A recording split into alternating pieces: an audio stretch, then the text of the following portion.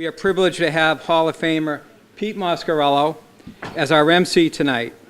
Pete, thank you for agreeing to do this for us. We are lucky to have your knowledge of Reading High sports and your speaking abilities up here tonight.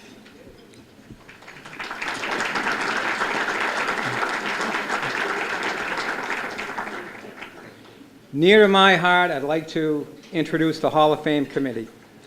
These are 10 volunteers who meet over a 2-year period to induct the athletes and then to put on what you're seeing tonight, which is the videos, the scripts, everything you see about tonight is done by these people.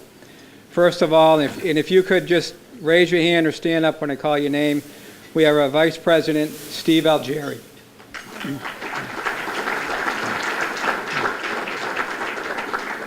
Treasurer is Chris Campbell.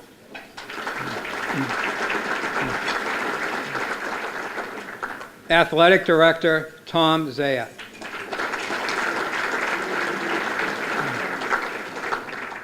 We have Kara Diamagian. Come on, Kara, stand up. Nick Face, and I don't know, Nick's in the back doing the video as always. Thank you, Nick.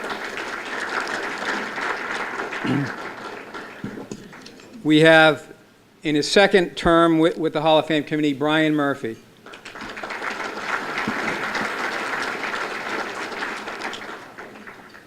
Of course, we all know Hall of Famer Ted Bryson.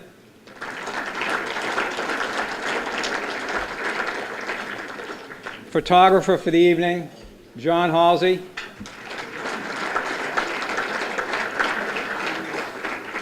And last but not least, John O'Keefe.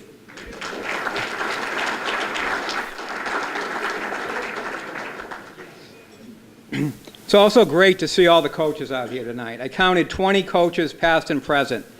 Your presence here is a real tribute to the close bonds that are established in the RMHS athletic community. Thank you for your continued support of the Hall of Fame ceremony. 20 coaches here tonight, guys.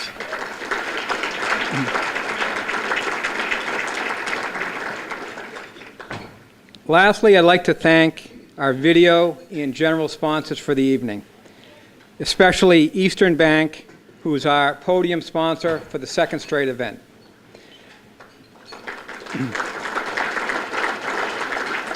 Just so people are aware, we're a non-profit organization. There's no funding from the town or the school department. So what you see tonight, the videos, this event, the plaque wall, which a lot of you have seen earlier and in the past, that's all done through the sponsors in fundraising that we do. That's all I'm going to have to say. So you don't have to see me again or hear from me for another 2 years. I'm going to leave it to the professional now. Pete?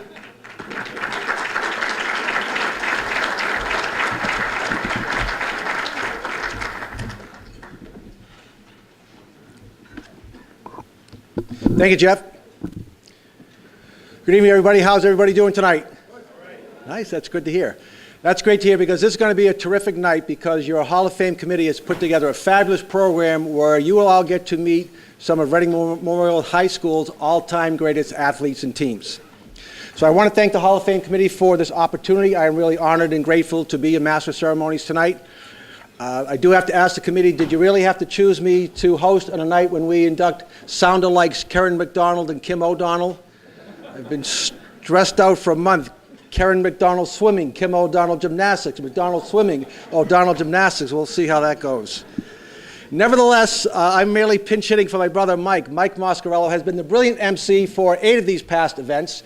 Mike is truly the master of masters of ceremonies, and nobody could match the preparation and the passion that Mike brings to these programs.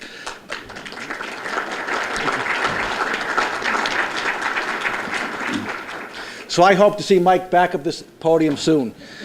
By the end of the night, you'll probably all agree.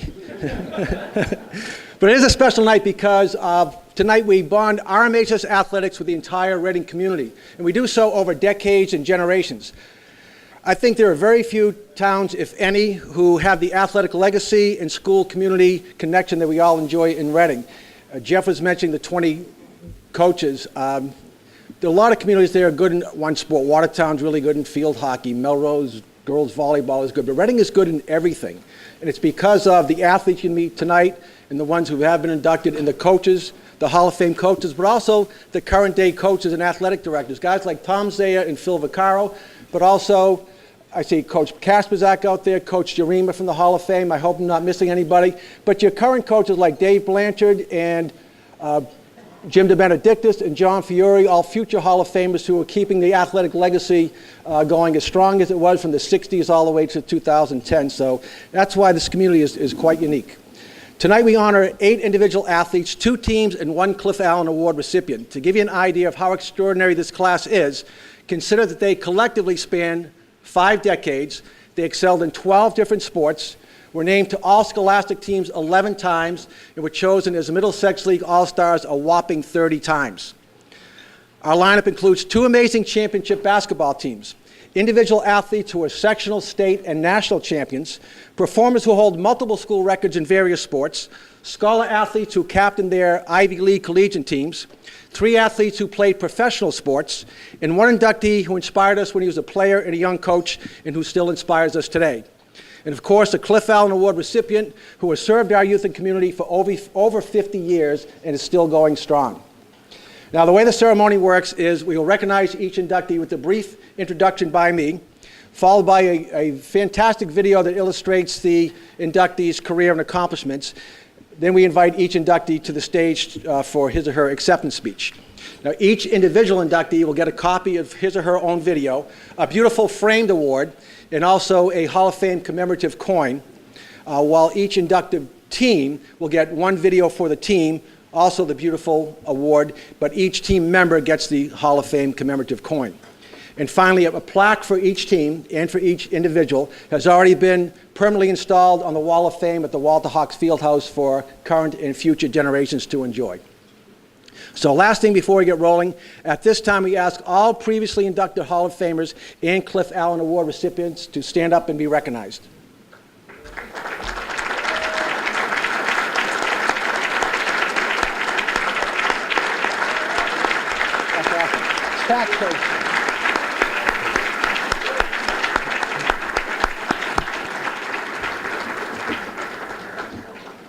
That's an all-star group. That is awesome.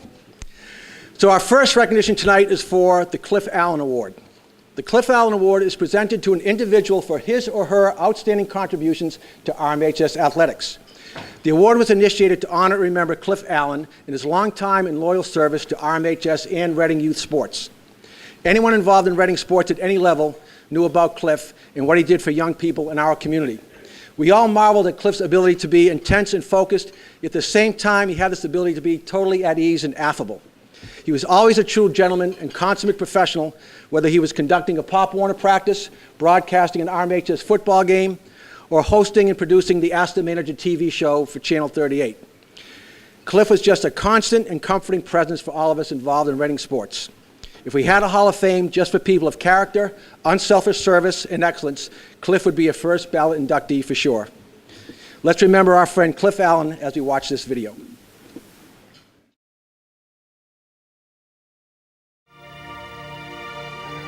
This is local sports coverage of the MIAA Division II Super Bowl with your announcers Mike Moscarello and Cliff Allen.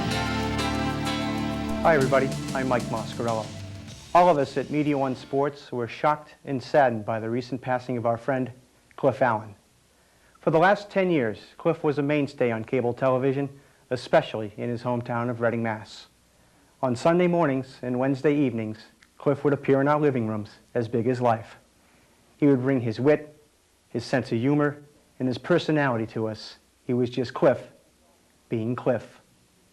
We saw him on Sports Beat as a panelist. He was my co-host on Rocket Review. He was a color analyst on our coverage of high school basketball, and he was magnificent as the Master of Ceremonies when the Reading High School Athletic Hall of Fame inducted their athletes.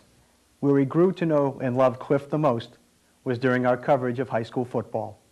For the last 4 years, he and I worked side by side covering Reading High. Each fall weekend, Cliff spent hours doing what he loved, watching the game of high school football. Cliff loved the game, and the game loved Cliff. The game may never be the same. Cliff Allen touched so many lives, and each life he touched was a little sweeter because of him. We've put together this tribute to Cliff, so his memory lives not only in our hearts, but in our minds. We'll all miss you, Cliff. I'll miss you, partner. This one's for you. Reverse. Smith on the reverse. Oh, flea flea flicker. flicker. Here he is. He's Dave there. to the post. The pass is caught. Oh, my goodness. Touchdown, Rockets. Oh, No boy. flags. Oh, boy. Oh, boy. Oh, my goodness.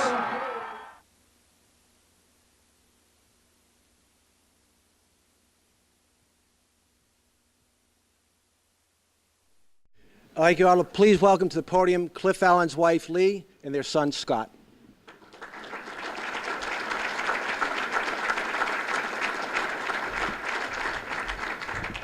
Thank you, Coach. Thank you very much to the Hall of Fame Committee for keeping my dad's memory alive, since 1999. On behalf of my mother, Lee Allen, my family and I, we couldn't be more prouder than the recipient of tonight's award. When I looked at the list of accomplishments of the awardee, it really was a carbon copy of my father, building up Reading Youth Baseball, Reading Pop Warner, dedicated to the Hall of Fame Committee. There can be no one more that I'm more honored to present tonight than the awardee, Don Pierce.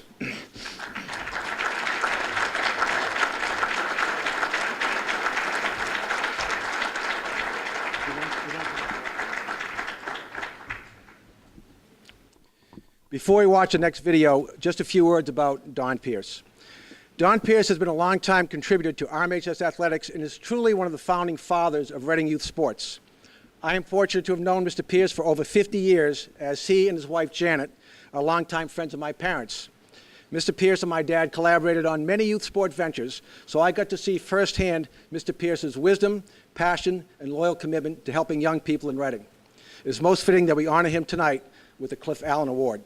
Let's see and hear about Don Pierce's decades of amazing service. Here with Don Pierce, inducted into the Hall of Fame for 2017, former president of the Hall of Fame. How does it all feel? It feels like it was a long time ago. Much more relaxed tonight than usual. Tell me a little bit about what made you want to be one of the presidents of the Hall of Fame. He didn't join the Hall of Fame committee to be president, but Sully Moscarello asked me if I would join. They were short of people, and so I came in, and shortly after I was on the committee, Sully and asked me if I'd think about being president. And I said, it's up to you. I don't care. So that's how it happened. So after I think 2 years or so, they elected me president. Well, I know for me, at least, when I first came to the committee, you had a great impact on me from being able to really believe in trying to do something positive for the community of Reading. So I want to just say thank you for your involvement with so many great things in this town. This is an honor that, at least for me and a lot of people that are here, are truly, truly pleased that you're able to be here tonight and accept the very special Cliff Allen Award. Well, we certainly appreciate everything you've done. You brought us into the 21st century with all the computer stuff. Which I keep you guys young, right? Right. If I was still there, we would still be using the telephone book to look up telephone numbers. So. Well, I just want to say thank you, Don. It's been a great time for all of us here, and the committee has a whole lot to thank because of you, too. Well, so I hope you have a great rest of the night, too. Right. Thank you. You're very welcome, Don. The Pierce, Narahara, and Neidhart families would like to congratulate Don Pierce on being the recipient of the 2017 Cliff Allen Award.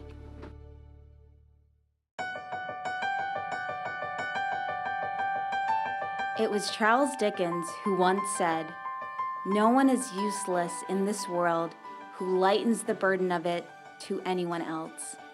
A man whose love of Dickens could only be known by those closest to him has, with quiet dedication, enriched every facet of youth and adult sports and recreation since joining the Reading community over 50 years ago.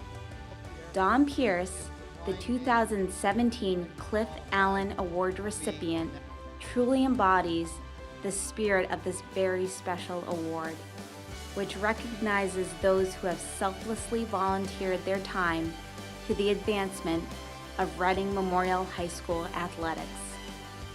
Don spent over 16 years as a member of the RMHS Hall of Fame Committee, serving as its chairman from 2002 to 2014.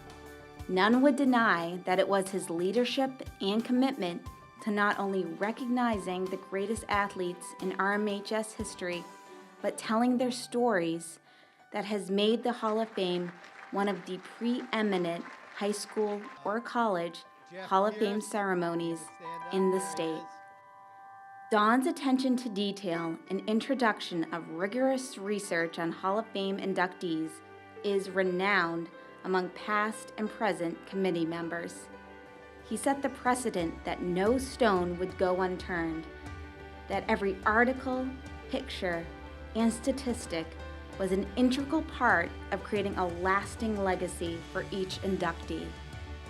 Pierce family members would recall his makeshift research room in an upstairs bedroom on County Road, which, during Hall of Fame induction years, would be strewn with countless newspaper clippings, Reading Chronicle photos, and homemade scrapbooks from the athletes' families.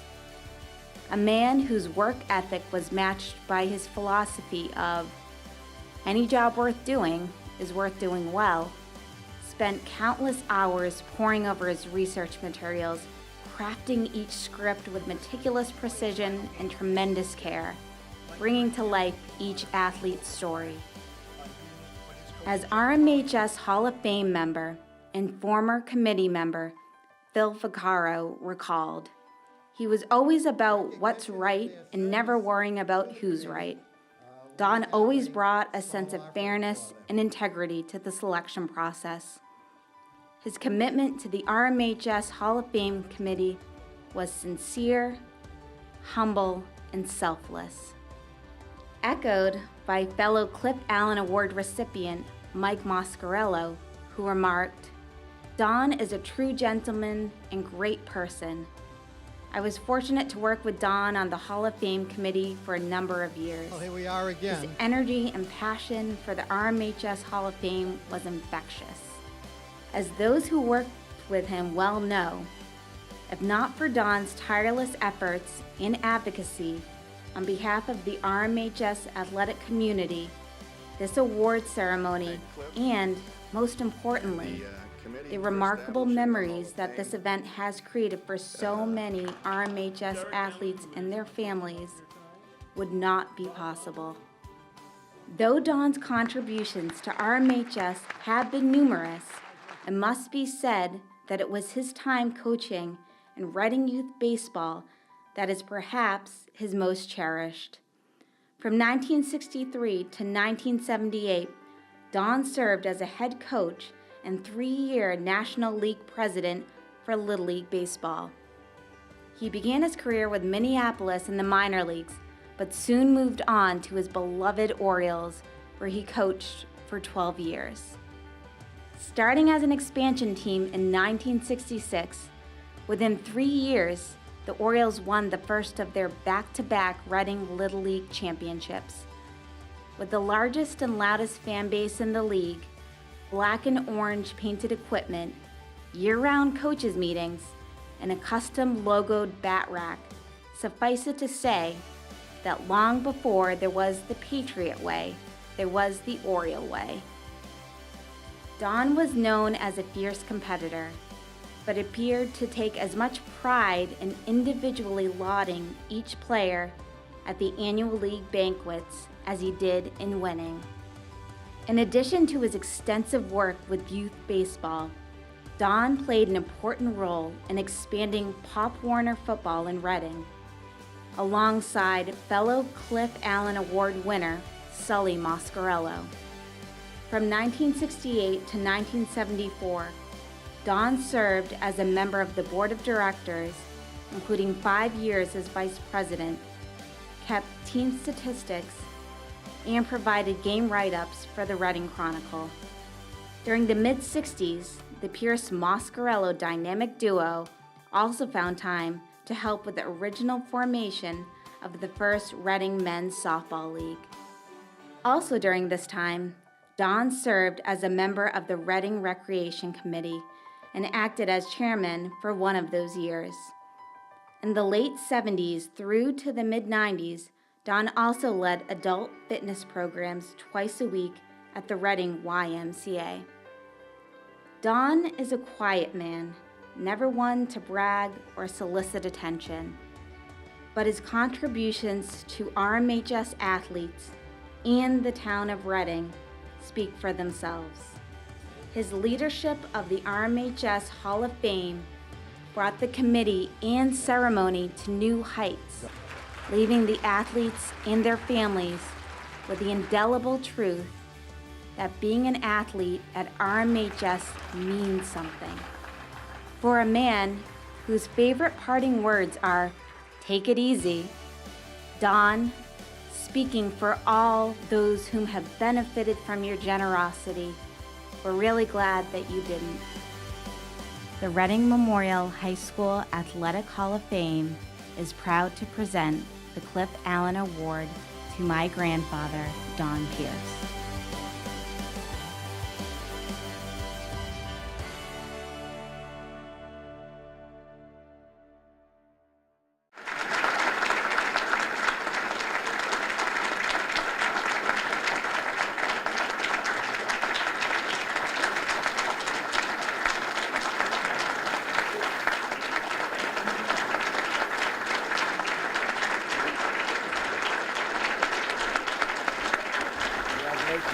The microphone is yours. Now it's my turn. The microphone is yours. Even if I don't want it?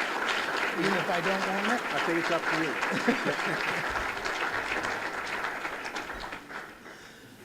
Thank you, Scott and Lee.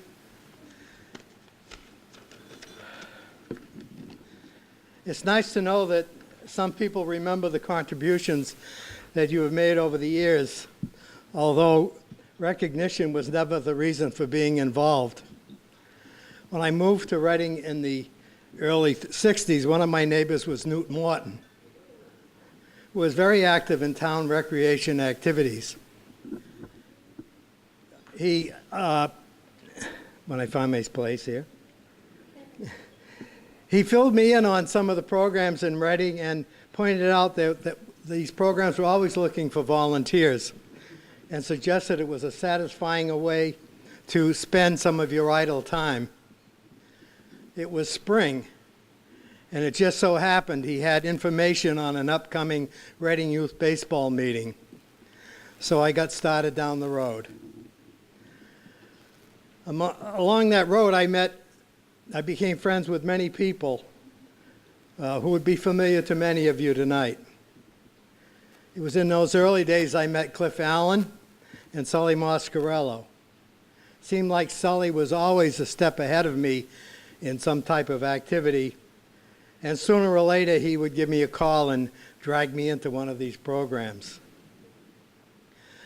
The personal satisfaction from being involved was to see the development of the individual and the success of programs that were being developed and the growth which these programs offered and the opportunities it gave people to participate. I'm happy tonight that most of my family, including my wife Janet, children Nancy, Jeff, and Leslie, and grandchildren Brian, Krista, Dylan, Andrew, Emily, and Carolyn are here tonight. I mustn't forget the spouses Terry and Dan. The patience of the family is necessary to allow me to have the time to spend involved in these activities. A special thanks to Scott Losinger for the video. And I understand my granddaughter Krista, as we have just heard and seen, was involved in, I just found out, doing the voiceover. and writing the script. So I guess the money spent in getting her degree in English is worth it. My son Jeff spent considerable time in collecting all of the material that you saw in the video. Finally, my gratitude to the Hall of Fame for selecting me for the Cliff Allen Award. Thank you.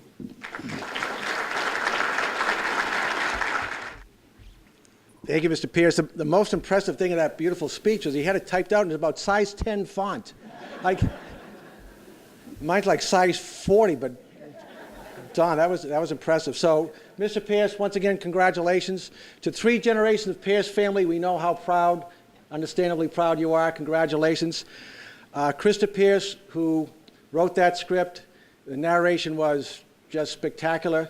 And Krista and Jeff, who compiled all that content, that video, of all these amazing videos over the years, that was just wonderful beyond words. So thank you for that.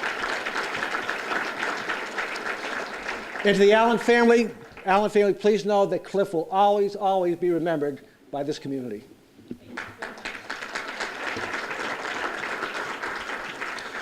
Okay, our first Hall of Fame inductee tonight was a 3-sport athlete during the 1960s, one of the golden eras of RMHS sports. Today, Dr. Tom Kelly is a professor at John Carroll University in Ohio. But back in his RMHS days, Tom was a great leader, a scholar, and a versatile athlete of talent and courage who excelled in football, basketball, and baseball. Over 50 years have passed since we saw Tom in our fields, but he remains today one of Reading's greatest athletes and gentlemen. The career of Tom Kelly.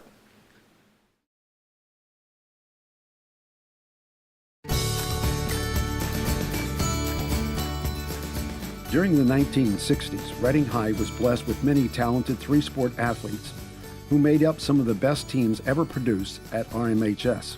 Tom Kelly, RMHS class of 1965, was one of those special talents. A 2-sport captain in football and basketball, and a 3-year starter in baseball, Tom combined abundant skills on the field as well as the classroom, where he achieved National Honor Society status during his 3 years at Reading High. The older brother of Hall of Famer Bill Kelly, Tom set a great example for his younger sibling. The winner of 8 varsity letters while at RMHS, Kelly's career began as a sophomore on the 1962 football team as a backup quarterback. During the winter, the sophomore would become a starter on the 1962-63 basketball team and play in 17 games, averaging 4 points per game, while playing with 2 talented upperclassmen, Paul Romano and Bob Beeman.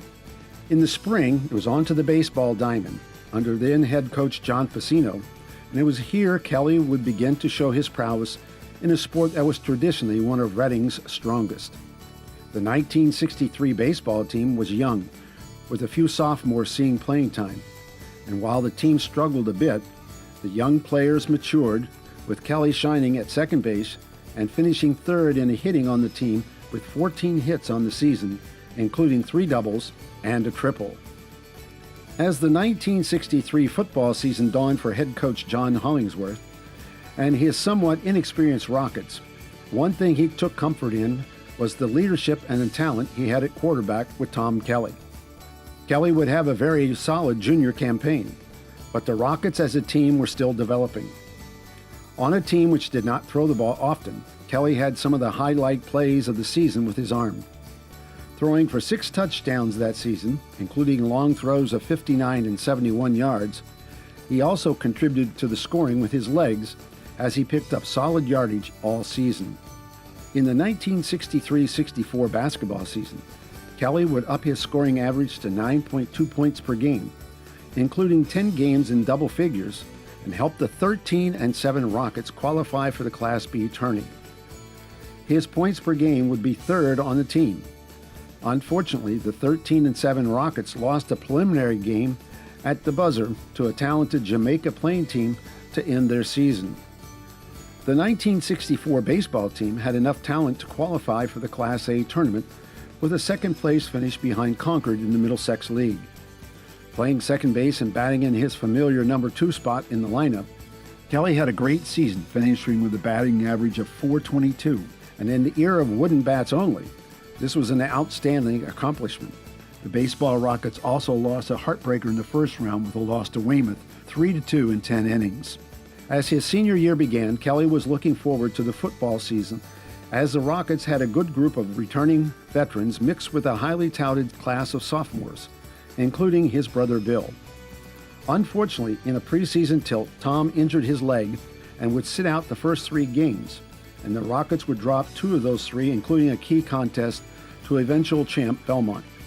Even though he was still hobbled by what would later be diagnosed as a torn ACL, Keller returned to lead Reading to a 34-8 win over Concord. In a 7-6 loss to non-league Marlborough, the 4-time defending Class C champs. He would throw for over 200 yards and nearly led the Rockets to upset win. As he regained his form, Kelly would lead Reading to 4 more Middlesex League wins and an eventual second-place finish. His 3 touchdown passes and a Thanksgiving game win over rival Stoneham would mark the first time a Reading High quarterback had thrown for 3 touchdowns in a game. After the season, Kelly received the highest honor for a Rocket football player with a selection as the winner of the Henry Ingersoll Award, and he was also named to the Middlesex League All-Star team. Legendary coach and Hall of Famer John Hollingsworth would describe Kelly as a born leader and an inspiration to others he played with. As a returning captain, leading scorer, and 3rd-year starter on the basketball team, Kelly was poised to lead the Rockets, but once again he suffered a leg injury. This time in the 3rd game, and even though he attempted to return, he was determined shutting him down for the season was the best course of action to take. And without their leader, the Rockets struggled and had what was a down year for the usually successful program. By the spring, he was back on the baseball diamond for his 3rd year as a starting second baseman. This Rocket team was one of the more talented squads in school history, as they rode to a Middlesex League title and made a deep run in the state tournament. The Rockets overcame their opening round jinx as they started the Class A tourney against Newton and defeated the Tigers 2-1 at Birch Meadow. Newton South was next, and Reading won 8-6 in 10 innings. Playing in the Eastern Mass semifinal against Malden Catholic, Kelly would have 2 home runs to help spark the team to a 14-1 rout. And then the Eastern Mass final, played in front of an estimated 2,500 fans, the Rockets would battle defending state champ Somerville tooth and nail before Somerville plated 2 late runs in the 8th inning to overcome a 1-run Reading lead to take the game 6-5. The Highlanders would later go on to win their 5th state title and 2nd in a row. After the difficult ending to the season, Kelly was named to the Boston Globe All-Scholastic team. His .404 batting average, including 6 doubles, 3 triples, and 2 home runs, was second on what was likely one of the most talented all-scholastic groups ever. Kelly was chosen as a Middlesex League All-Star, as well as Boston Record American Hearst All-Star, and played at Fenway Park with other talented high school stars from around New England. He would play an outstanding game that day, banging out 2 hits in the home of the Red Sox. Following Reading High, Tom would move on to Amherst College, where he would become a 4-year letter winner and captain of both the basketball and baseball teams. At one point during his baseball career at Amherst, he would own a school record longest consecutive hitting streak at 23 games in a row. As he graduated from Amherst, Kelly was awarded the prestigious Hitchcock Fellowship, given to a top student athlete so that he could continue his postgraduate studies while doing some coaching at the University of Massachusetts Amherst. After getting his master's degree in English at UMass, he got his doctorate in curriculum and instruction from the University of Wisconsin. Today, Dr. Kelly is a professor at John Carroll University in University Heights, Ohio. So it is with great pride we welcome Tom Kelly into the Athletic Hall of Fame of the class of 2017.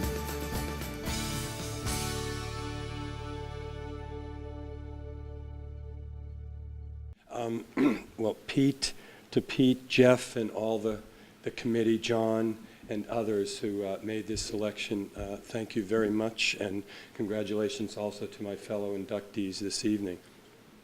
For someone who grew up more than a half century ago, where sports was not just everything, it was the only thing it seemed, in my life. This is a very special award. As mentioned in the video, I have been a teacher at the Harvard of the North Coast, John Carroll University, in that very special place, Cleveland, Ohio. And I did get a doctorate in curriculum and instruction, and it had me thinking about why was I so passionate about sports. And there's a host of reasons, but and I'd like to just mention a few, but I think that the sports curriculum for many is so much more powerful, sadly at some level, than the academic curriculum. Sports curriculum has this incredible sense of tension and thrill in competitive sports. It also has this great sense of being able to express passion and aggression in ways that are controlled, not reckless, productive, as opposed to reproductive. And that is an amazing thing for sports. And my three major coaches, John Hollingsworth and Mr. Hawks, and got to call him Mr. Hawks, and Peter Finn were, in their own special way, very successful teachers of that curriculum. And in particular, I'd just like to note a couple of things about that curriculum that makes it really special and something for the civic and political life perhaps to think about. Three things that come to my mind are interdependence, uncertainty, and diversity. Interdependence. We've all heard that famous phrase, there's no I in team. So where does the individual go? It's my sense, thinking about this, that the I gets transformed to the me. Think about turning the M in the me upside down. What do we have? We have we, and that's what's special, because the me and the we are intimately connected in sports, where the individual doing incredibly well helps the team do well. Something pretty special. The notion of uncertainty, to some extent, I'm someone who teaches in social studies and language arts curriculum, so for sure the academic curriculum is incredibly important. But too often there's a sense of profound predictability, a message that in classrooms around the country that all knowledge is certain, there's nothing to be problematized. Yet presumably all of us know and can very readily point to profound uncertainties in our own life. Perhaps uncertainties that you would hope you had been better prepared for. And what is athletics so central about? Kind of the notion of anticipate and adapt. Anticipate and adapt. And that kind of teaching around sports is just incredibly important. Lastly, the notion of diversity in two senses. Imagine a football team with all linemen, a basketball team with all centers, a baseball team with all hitters and no fielders. We need diversity within a team in order to realize our potential. That's one notion of complementarity. And yet, and this is a crucial thing, for me, I know, a crucial thing to integrate into my life, we need our challenges and opponents to bring out the best in us. And so in that sense, it is wholly misguided to think of them as enemies, but rather as fundamental allies in the pursuit of excellence. Something that I'm thinking about how we can do that in the larger world. But for tonight, I'm thinking about expressing, again, my incredible appreciation for this award. Thank you. We'll get a picture right over there, if that's okay.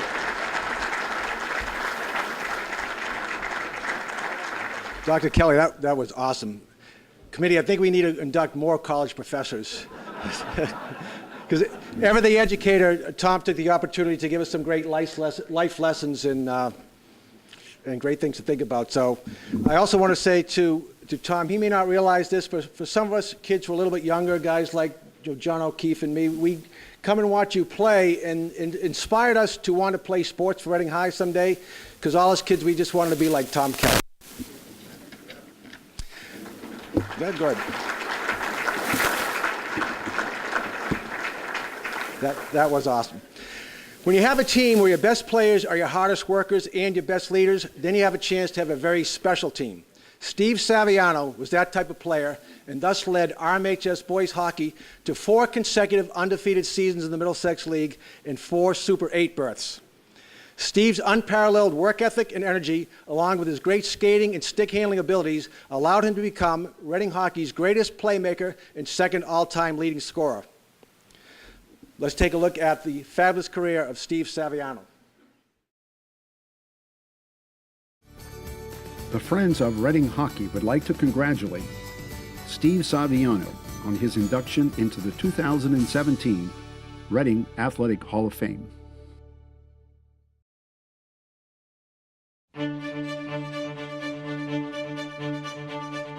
In December of 1996, freshman forward Steve Saviano may have been easily overlooked as an up-and-coming Reading High School boys hockey player. Likely standing 5'4" and weighing around 120 pounds, it would be easy to think of the freshman Saviano as just another player on a powerful 1996-97 Reading High team that was loaded with talent. The Rockets of that winter would go on to post a best ever 18-0-0 record in the Middlesex League, the first of its kind since the league went to 10 teams at the start of the 1969-70 season. Reading began the season with a 14-1 wipeout of Watertown, a game that saw Saviano make his debut with a goal and 5 assists for a 6-point night, giving everyone a glimpse as to what was in store for Saviano. When he finished his career 4 years later in 2000, the Rockets experienced unmatched success in the Middlesex League. Reading teams posted 4 league titles and 4 Super 8 berths, all under Saviano's watch. In fact, Steve Saviano never played in a losing Middlesex League game, as the Rockets went 66-0-6 during Saviano's 4 years. Now having grown to 5'6" and a sturdier 155 pounds, Saviano left at the time as the school's all-time leading scorer with 70 goals, 148 assists for 218 points from a program that was regarded as the state's best public school hockey program. A year later, Saviano was surpassed in career points by his high school line mate and Reading High Athletic Hall of Famer Sean Collins. Being second all-time to Collins, who put up unthinkable 270 points, is still quite a remarkable achievement to this day. Right from the very first game his freshman year, it was apparent that Saviano was a special player, and size was not going to be a factor. In fact, it likely fueled him. He had an amazing engine and determination that made him the player he became. A selfless player, Saviano would rather set up others to score goals than score himself. The left-handed shooting playmaker set the standard for his assist. His 148 assists remains the school record, as does his single-season record for assists at 53 during his senior year. His vision, skating ability, and soft hands were unparalleled at the time. What also set him apart in the eyes of the coaches was his attitude. Reading High hockey coach Mark Daugherty, then an assistant under his father Peter, who is a Reading High Athletic Hall of Fame coach, says Saviano's attitude was as good as we've ever had here. It was a lot easier when the best player is totally committed to the team. It makes the other players follow and toe the line. And he's always smiling. A lot of determined players keep that serious focus throughout, and Stephen was determined, but did it with a smile on his face. It was Peter Daugherty who first told skeptical opposing coaches and local sports writers that Saviano, even despite his smallish size early on, had a real shot to make it. And make it he did, with 11 goals and 21 assists for 32 points, getting his high school career going his freshman season. Saviano was a key piece to the 96-97 undefeated and untied Middlesex League championship team, who won their third straight league title and went on to the Super 8 tournament. Now joined by Collins in the 97-98 campaign, the duo continued Reading's domination of the Middlesex League. While it may not have been another 18-0-0 league season, a 16-0-2 undefeated league championship year is certainly noteworthy. Collins scored 32 goals his freshman season, many of them spoon-fed by one of Saviano's 37 assists his sophomore year. The Rockets won their first 2 Super 8 games and went on to finish third. Only the Super 8 championship season in 2008 was a higher finish by a Reading team in the elite tournament.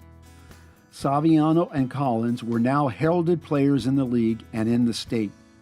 No matter, as they could not be stopped and success continued to snowball under Saviano's leadership. Saviano had his second straight 50-point-plus season, as he scored 19 goals and had 37 assists for 56 points as a junior. Reading posted a 17-0-1 Middlesex League record and another title in 98 and 99. It now had an unbeaten streak in the Middlesex League game of 56, which went back to the final 2 games of the season prior to Saviano's arrival. Reading qualified for the Super 8 tournament for the 5th straight year. Saviano's overtime goal to beat Matignon 3-2 at BU's Walter Brown Arena remains his most indelible memory. The Rockets went 2-2 that postseason to finish 4th in the Super 8 tournament. The next year as a senior, Saviano went out in style with 22 goals and 53 assists for 75 points. It was a 6th straight Middlesex League title for the Rockets and 4th straight with Saviano in the lineup. A 4th trip to the Super 8 for Saviano unfortunately resulted in a brief stay as a 1-goal loss to Arlington, and a double overtime loss to Needham ended the high school career of Steve Saviano. There was plenty more hockey for Saviano after Reading High. A scholarship to the University of New Hampshire followed that was capped in 2004 season with being named Hockey East Player of the Year, as well as College Hockey All-American and Hobie Baker finalists. I mean, my teammates were there for me this whole time, and I think I've played with some great line mates over the years, and they've got me to this level. Since his college career ended, Saviano began a successful professional career that has taken him from the East Coast and American Hockey League in the United States to now in Europe, where he is in his 12th season playing overseas currently with the Belfast Giants. It is with great pride the Reading High Athletic Hall of Fame welcomes Steve Saviano into the Hall of Fame class for 2017.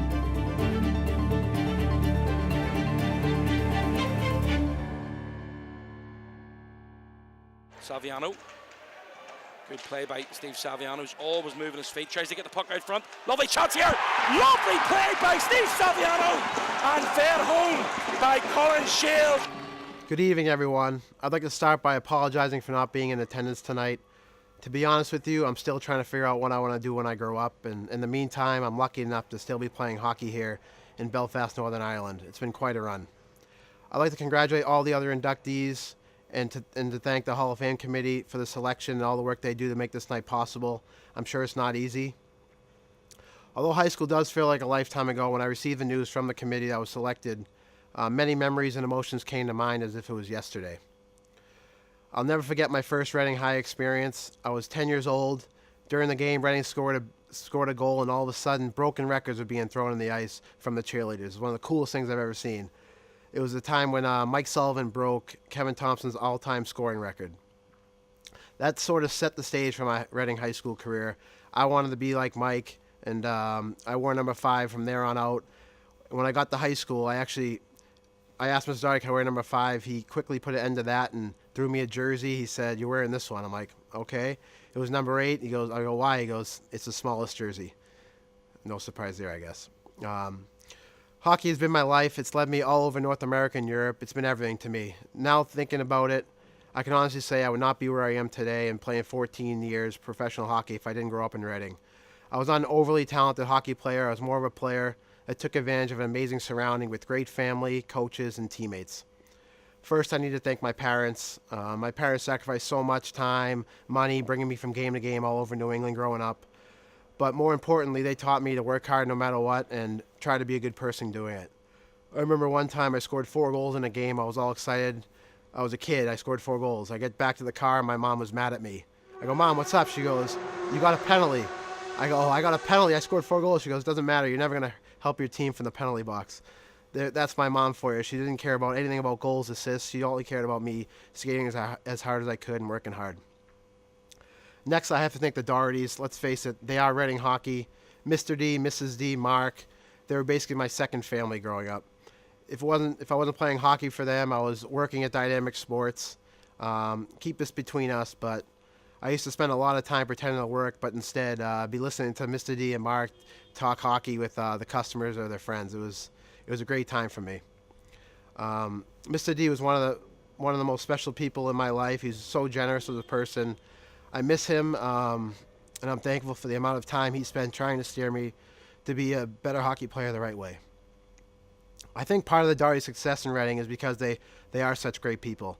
The amount of former players the Dohertys had volunteer their time to help coach us was a major part of my development growing up. The Golden brothers, Frankie, Mike, and Ryan, Tom Quinn, Dave Hunter, the Thompson family. I can go on and on, but I love being around all of them, learning the game, and hearing their stories. Another big part of my development, I think, was the teammates we had at Reading. We had plenty of talent in Reading. Pat Libbets, Chris Diamond, Brendan Clark, Chris Deagle. Again, I can go on and on. We were loaded. I almost forgot. Sean Collins. He was a special talent. He was one of the best high school players in the country, and I was lucky enough to be on his line. And you can imagine how my skill accelerated because Sean was there. He was always pushing me, always trying to make me better as a player. And I don't think I'd be at UNH or a turned professional if I didn't get accelerated with Sean Collins. Playing hockey as long as I have, you become a little selfish. There's so much sacrifice from your loved ones around you, constantly traveling, always living around my schedule. It becomes a lifestyle that everyone in your life sort of adjusts to. It's not really fair. And I'm thankful for my family for the support through all this, through all these years. My parents, my sister Marisa, my brother Paul, my beautiful wife Martina, my 2 little boys now, Louie and James. I'm so spoiled with love and so blessed that you're in my life. In closing, I would like to say one more point. I have played with players from all over the world, all different levels, and when we compare hockey stories growing up, no story seems as special as me playing at Reading. Hockey is a bit different than most traditional sports because of the abundance of options at the high school level with junior hockey, Catholic schools, prep schools. So most don't get the high school, public school experience like I got, and they didn't get the experience of packed Burbank with all their childhood friends and family cheering them on. They didn't have cheerleaders decorating their lockers and a chance to play with their best friends every day. And it was an amazing time playing at Reading High and a tradition I will always be proud of. So I want to say thank you, Reading, and thank you for the opportunity.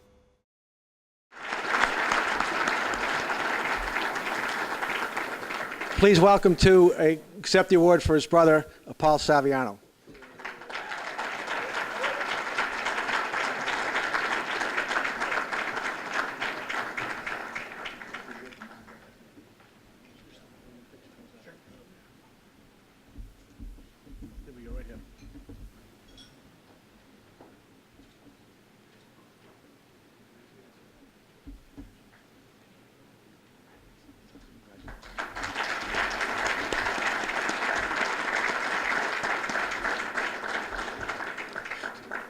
Jeff tells me, make these little impromptu comments after you see the videos and the speeches. So 66, 0, and 6 for a high school career is amazing.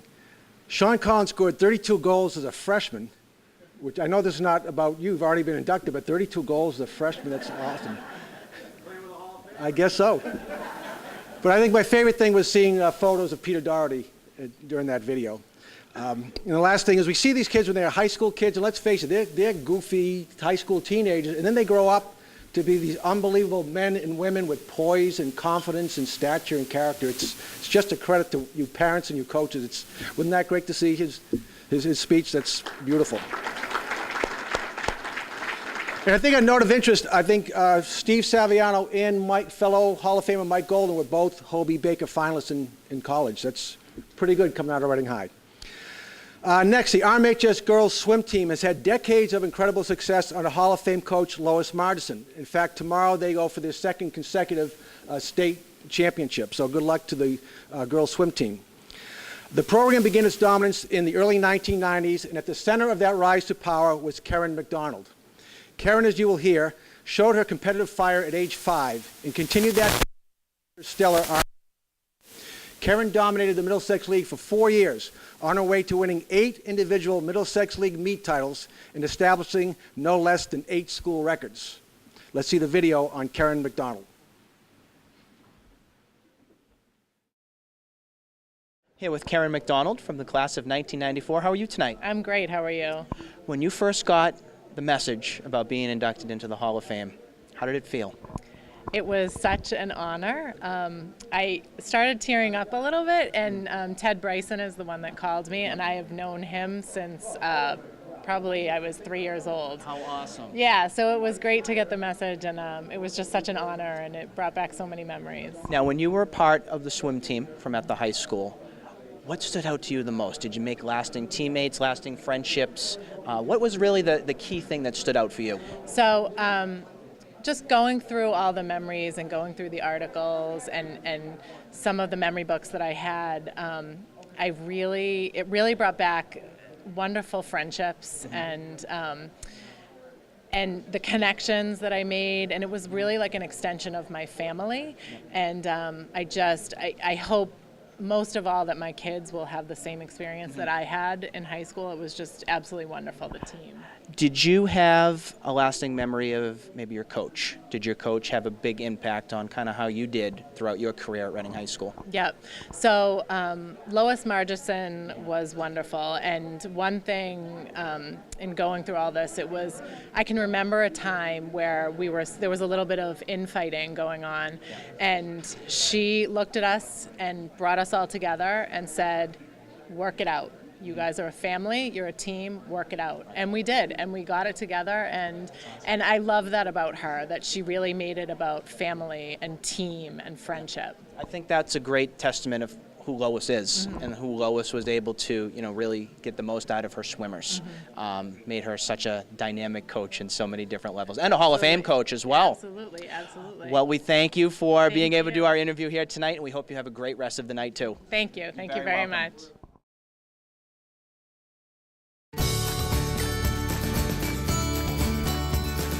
The Reading Girls High Swim Team program began in the fall of 1988. Reading quickly rose to power in recent years. The team has had a pair of state championships in 2010 and 2016, along with a sectional title in 2008, not to mention 14 Middlesex League championships. A standout from those early days was the class of 1994's Karen McDonald. McDonald and recent RMHS Hall of Famer Barbara Hickey from the class of '93 were the building blocks of Reading High School's swim program. The two helped quickly establish Reading by the early '90s as the consistent challenger for the Middlesex League title. McDonald's achievements were quite notable.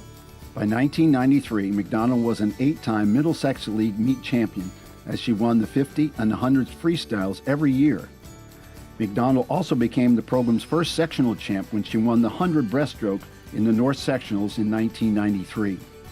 By the end of her senior season in swimming, she held 5 of the 8 individual school records, setting the standard in the 100 freestyle, the backstroke, the butterfly, the breaststroke, and the 200 individual medley. McDonald was also a member of 3 relay teams that held school records at the time of her graduation. In all, McDonald was a key contributor to 3 state Middlesex League championships and became a 4-time Middlesex League All-Star. Hooked on a sport from a very young age, McDonald's swim career began at age 5 by sneaking her bathing suit into her bag as she tagged along for her brother's swim tryout at the Andover YMCA. Claiming he had to go to the bathroom, Karen put on the suit, and proclaimed, "I'm trying out for the team too." And while she was indeed too young to compete, the Andover program took her on, and the rest is history. McDonald went on to swim for various club teams, and in the summer for the Meadowbrook Marlins. The sport got serious for her by her freshman year when she joined the Bernal Gators Swim Club. This helped to set the pattern for accomplishments which were to follow. McDonald was anything but one-dimensional in the pool. While her 8 league meet titles were in the freestyle sprint events, she was versatile enough and strong enough due to her stamina and club team training to be a threat in any stroke in the sport, as her various school records at the time would attest. Reading girls swim coach Lois Marginson said at the time, "With Karen, she can swim a relay and then I can bring her right back for the next event. And she'll still be able to do her best performance. She has the energy and I can swim her in any event and she'll be outstanding." As a freshman, she made an immediate impact. She lost only one individual race, that coming in the 100 freestyle. She went on to win her first of her league meet 50 and 100 freestyle titles. In the sectionals, McDonald placed 6th in the 50 and the 11th in the 100. Pretty good for a 9th grader. As a sophomore, McDonald and Hickey were the 1-2 punch for the Lady Rockets. Their efforts helped guide Reading to its first Middlesex League title in 1991 in just 4 years of the program. Then as a junior, McDonald and Hickey went on to lead Reading to a second straight Middlesex League title and romp in the league meet as Reading won by 195 points over closest competitor Belmont. In the fall of 1993, with Hickey now graduated, McDonald, a co-captain, was the leading lady to guide a crop of fine Reading swimmers who were looking for their 3rd title. In an early season showdown meet against perennial Middlesex League title contender Belmont, Reading dismantled the once mighty Lady Marauders 125-61 in a supreme show of strength. Reading took first place in every event. McDonald won the 200 freestyle by a whopping 12 seconds over her closest pursuer and the 100 butterfly by 6 seconds. And she also swam on 2 winning relay teams. Then just 1 week later, the Reading Rockets stepped outside the Middlesex League to knock off perennial state title contender Andover 95-91. Trailing heading into the final event, the 400 freestyle relay, Reading pulled out the marquee non-league victory thanks to McDonald's anchor leg. Karen also claimed victories in the Andover meet in the individual medley and the 100 butterfly. Reading had no trouble winning the Middlesex League regular title. The Lady Rockets went on to blitz the field in the annual Middlesex League meet held at Bentley, winning by 166 points over Belmont, again which came in second. McDonald swam 2 more individual meets in titles in the 50 and the 100 freestyle, and she also anchored the winning 200 and 400 freestyle teams. The 50 and the 100 freestyle events may have been what McDonald competed in the most during her high school days, but the stroke she was best at was the breaststroke. At the time, Reading had some solid breaststrokers, so McDonald filled a greater need in the freestyle sprints, the IM and the butterfly. Looking at who would be racing against in the sectionals, it was decided Karen would swim the breaststroke for the sectional meet. Going into the sectionals, McDonald had 2 seconds and 2/3 in the prior sectionals. So realizing this was her final sectional meet, she was more focused and confident than she'd ever been. McDonald willed herself to victory over a talented field in the breaststroke, become the program's first sectional champ in the team's 6-year existence. And she missed a second sectional title, but settled for second place in the butterfly, swimming an outstanding time nevertheless. In fact, still 24 years later, McDonald's butterfly time of 101.40 has only been bettered by one Reading swimmer, multiple state champion Erica Belcher, in 2007. A heavily recruited swimmer by colleges, McDonald settled on Boston College and swam for 2 years for the Eagles before concentrating fully on academics. Currently, Karen is married with 3 children and very active in her new community as a member of the Long Meadow School Committee. It is with great pride the Reading High Athletic Hall of Fame welcomes Karen McDonald into its Hall of Fame class for 2017.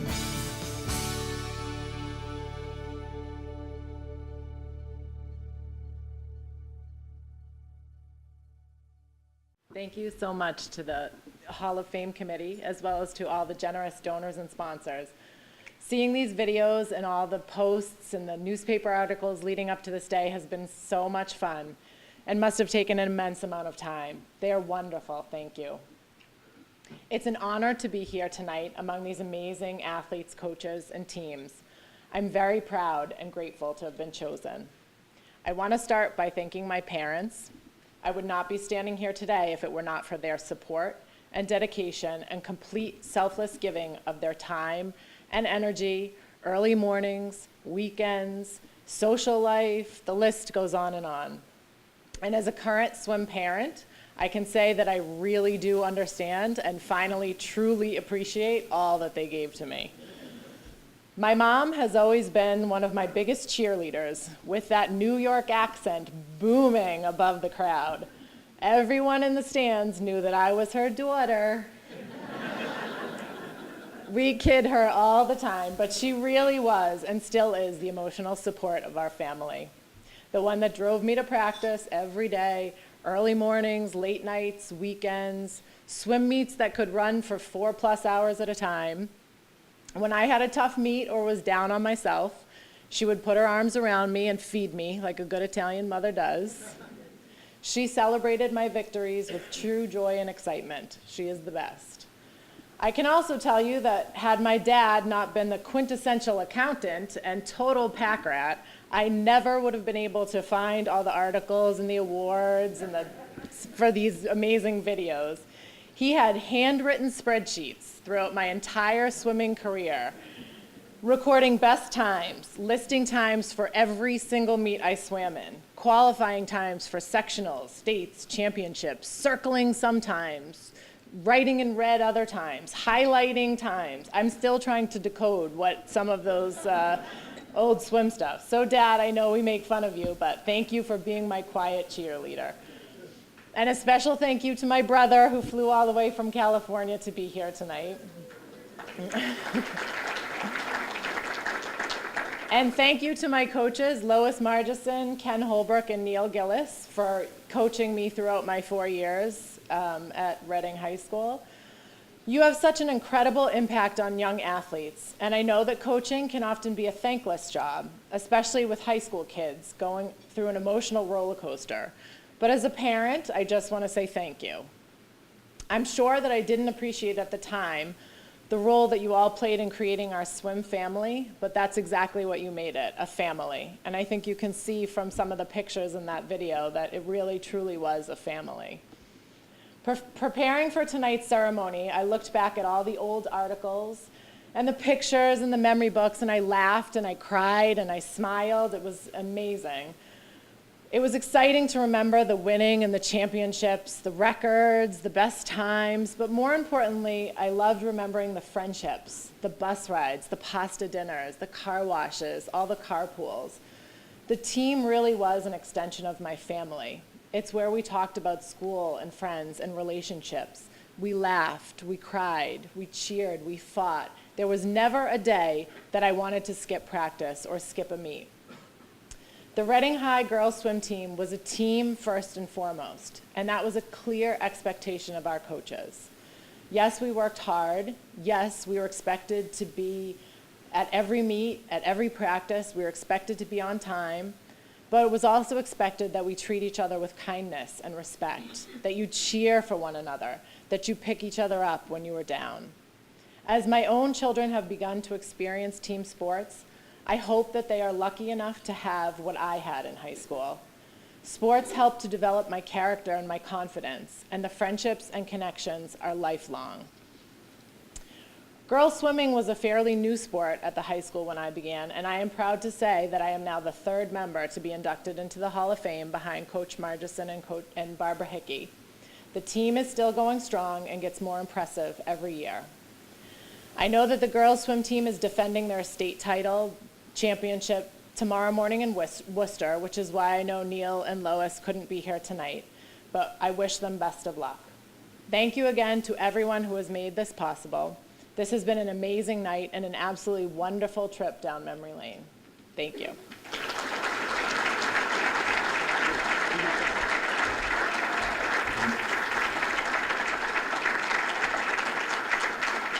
just beautifully well-spoken, well-crafted speech delivered with such poise.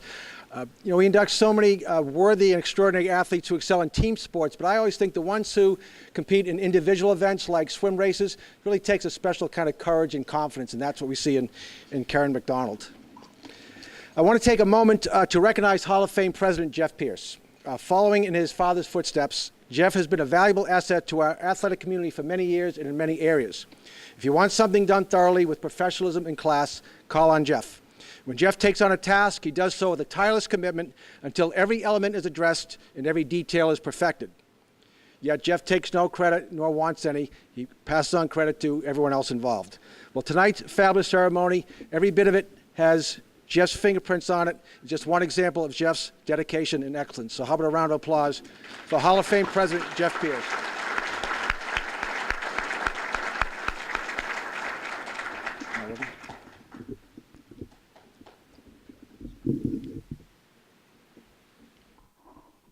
Scott said batteries. Dead on that. This okay? Did you hear from this one all right? Okay. James, or as we knew him, Jamie Saratani. To give you an idea of how great an athlete Jamie Saratani is, consider he was an all-scholastic baseball player who threw right-handed and an all-scholastic tennis player who plays left-handed. Jamie was not a three, but a four-sport athlete at RMHS whose work ethic and competitive drive allowed him to dominate in tennis, golf, basketball, and baseball. On a personal note, I had the good fortune of coaching Jamie for 2 years in baseball. He was a sensational shortstop, an excellent pitcher, and had probably the best offensive season in the long history of Reading baseball. He is currently a professional tennis player, but he was so good in baseball that I am confident he could have been a pro in that sport as well, because Jamie is all about attaining excellence in everything he does in his life. Let's take a look at a video of the amazing career of Jamie Saratani. Here with Chrissy Saratani, who's going to be accepting the award tonight for Jamie, who's being inducted into the Hall of Fame. How are you tonight? I'm doing very well and so honored to be here tonight. Jamie's very lucky to be able to have a great family member like yourself be able to accept the award for him. Jamie had such a legendary career here at Reading High School with playing so many different sports. What was his big moment or big lasting memory that he had at Reading High School? Oh my goodness, there's so many. There's so many, I don't know. How about one that really stood out? Was there a particular sport in general that he loved the most, or did he love them all?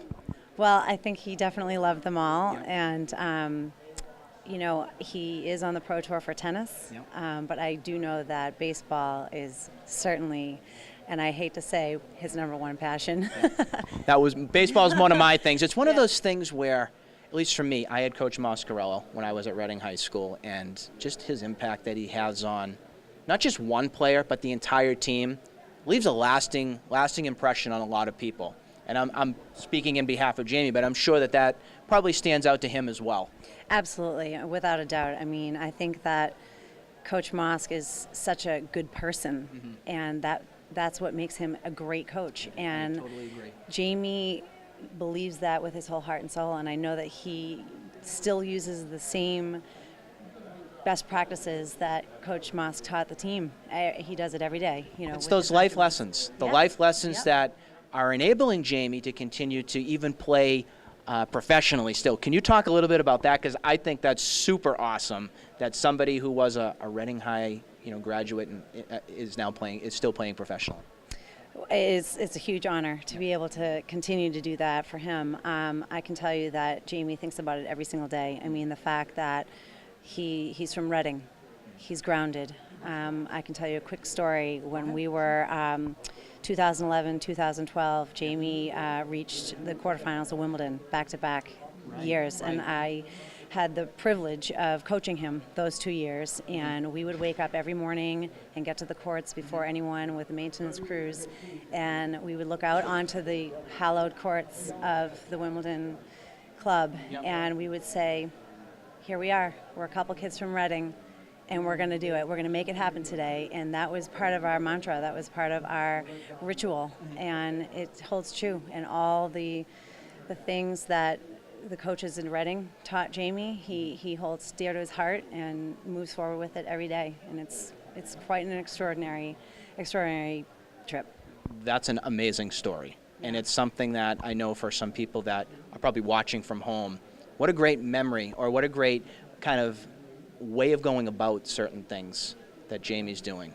Oh, it's just so special. Well, I think it makes a difference, and he really believes that it makes a difference too. I mean, by the end of those 2 tournaments in those years, you know, I feel like everyone at the All England Club said, here they are. Here's these 2 kids, and they're from Reading, and they're just getting it done. And it's with all the beliefs and the skills and everything that was taught by Coach Mosk, our dad. And I know Jamie would have those same exact sentiments. You know, it's all about being a good person. And if you're a good person and you do the right thing every day, day in, day out, good things will happen. Well, Chrissy, thank you very much for being able to do the interview here tonight. Thank you so much. Thank you. Thanks, Chrissy. Jamie Seratani's athletic talent stood out on the courts, fields, and gyms of Reading even at a very young age. No matter the sport, he excelled at it. He showed the most talent at a young age in tennis, and when he entered Reading High in the fall of 1996, he was already an accomplished New England-ranked junior player, having competed at the highest level on the junior circuit. During his freshman year, he played his only season at Reading High tennis, but oh, what a season it was. Seratani breezed through the Middlesex League competition, going undefeated at #1 singles for the Rockets, and led them to a second-place finish in the Middlesex League behind a powerful Lexington team that defeated Reading twice in close matches 3-2. In the postseason, he won the North individual title, and then a state semifinal match before bowing out in the state final. And for the season, he was named a Middlesex League All-Star and made both the Boston Globe and Herald All-Scholastic teams. Reading High Hall of Fame boys tennis coach Bruce Appleby would describe Seratani, even though just a freshman, as a terrific player who was like a second coach with the other members of the team. During his sophomore year, Seratani would play both golf and basketball. He made the starting lineup and had success for Jeff Nelson's Reading High golf team that fall. And even though he played a great deal of tennis in the winter, he longed to play a team sport as well and had basketball background. Jamie had played with travel basketball and some AAU at a younger age. He made the varsity as a sophomore, and through the first 13 games of the season, he was a great addition to the squad as he averaged 11.4 points per game and chipped in with 40 total rebounds. His speed and athleticism helped him become a strong defender. Also, he came up with 31 steals that year. Unfortunately, a foot injury derailed the rest of his season and caused him to give up basketball for good. While his tennis reputation continued to grow outside of Reading, he was still missing something that had always been one of his favorite sports, and that was baseball. He wanted to play with friends he had grown up on the fields of Reading, so at the beginning of the 1999 season, he joined an already strong Reading squad that went on to win the Middlesex title with a 15-3 record and finished with an eventual 19-4 season. The Rockets defeated East Boston and Tewksbury in the Division II North tournament before suffering a difficult loss to an undefeated Danvers team 2-0 in the North semifinals. During the season, while playing mostly shortstop or second base and batting anywhere from second to fourth in the lineup, Seratani put up solid offensive numbers. He batted .307 with home run and 19 RBIs that tied him for second in runs batted in, and Jamie also led the team in stolen bases with 7. It was his senior year, the spring of 2000, where Seratani had the kind of baseball season that prompted Hall of Fame coach Pete Mascarello to call him as great a hitter as he had ever coached. Mascarello also described Jamie's season as one of the greatest in Reading High baseball history. Playing shortstop and teaming with ace pitcher Russell Hunt on the mound, Seratani helped the Rockets to another Middlesex League title and a tournament berth and a top 10 finish in the final Boston Globe baseball poll. His extraordinary stats in the regular season included a .500 batting average with 31 hits, 26 runs scored, 8 doubles, 3 triples, 6 home runs, and an on-base percentage of .625, and a slugging percentage of 1.016. His 16 walks led the team, and his 8 stolen bases were second. On the mound, he was 4-2 with a 1.64 ERA, and his outstanding play at shortstop with only 2 errors for the year helped him make a terrific Reading defense that committed less than 1 error per game for the season. Seratani's 2 varsity seasons had him tied for first in career home runs with 7, first in slugging percentage at 7.85, and tied for second with triples with 7. His 6 home runs in regular season tied him for first a single season. His slugging percentage of 1.016 was first all-time, while his .500 regular season batting average was third behind RMHS Hall of Famers Dave George and John Doherty. His 2 seasons combined slugging percentage was second all-time. Seratani was named Middlesex League All-Star Team and wins the league MVP. He was also selected to both the Herald and Globe All-Scholastics team. He was also the Daily Times Chronicle Baseball Player of the Year. Upon graduating from RMHS in the spring of 2000, Seratani's athletic career was far from over. Turning his sole attention to tennis, Jamie went on to play college tennis at Brown University, where he had a Hall of Fame career on the tennis courts. He was named 6 times as All-Ivy League player, and his 120 career doubles victories is still a school record. Jamie Seratani was inducted into the Brown University Athletics Hall of Fame in 2016. After his stellar career at Brown, Seratani turned professional in 2005, and during his time in the pro ranks, where he focused primarily on doubles, Seratani has won 4 ATP titles, with his most recent coming at the Ecuador Open in 2017 season. In 2008, he qualified for Wimbledon for the first time and achieved his highest world ranking of 45. In 2011 at Wimbledon, the unseeded duo of Jamie Seratani and his partner Philip Marks roared into the quarterfinals, winning 3 matches, including a win over the 16th seeded pair, before bowing out to the 6th seed duo in a fiercely contested 4-set match. His career record at Wimbledon currently stands at 8-5. His coach at Brown for his junior and senior year was Jay Harris, and he described Jamie as the most driven athlete I've ever coached. His consistent work ethic and incredible athleticism has helped him to achieve things on the ATP Tour that very few thought were achievable. At age 36, Jamie Seratani continues to travel the world and compete on tour in a sport that has played such a huge role in his life. It is with great pride the Reading Athletic Hall of Fame welcomes Jamie Seratani into the Hall of Fame class of 2017.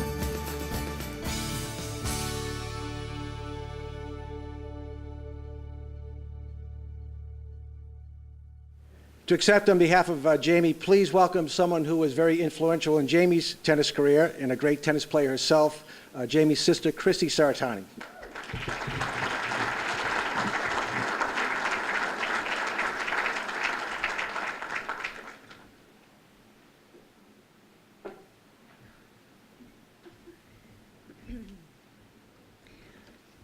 Good evening, everyone.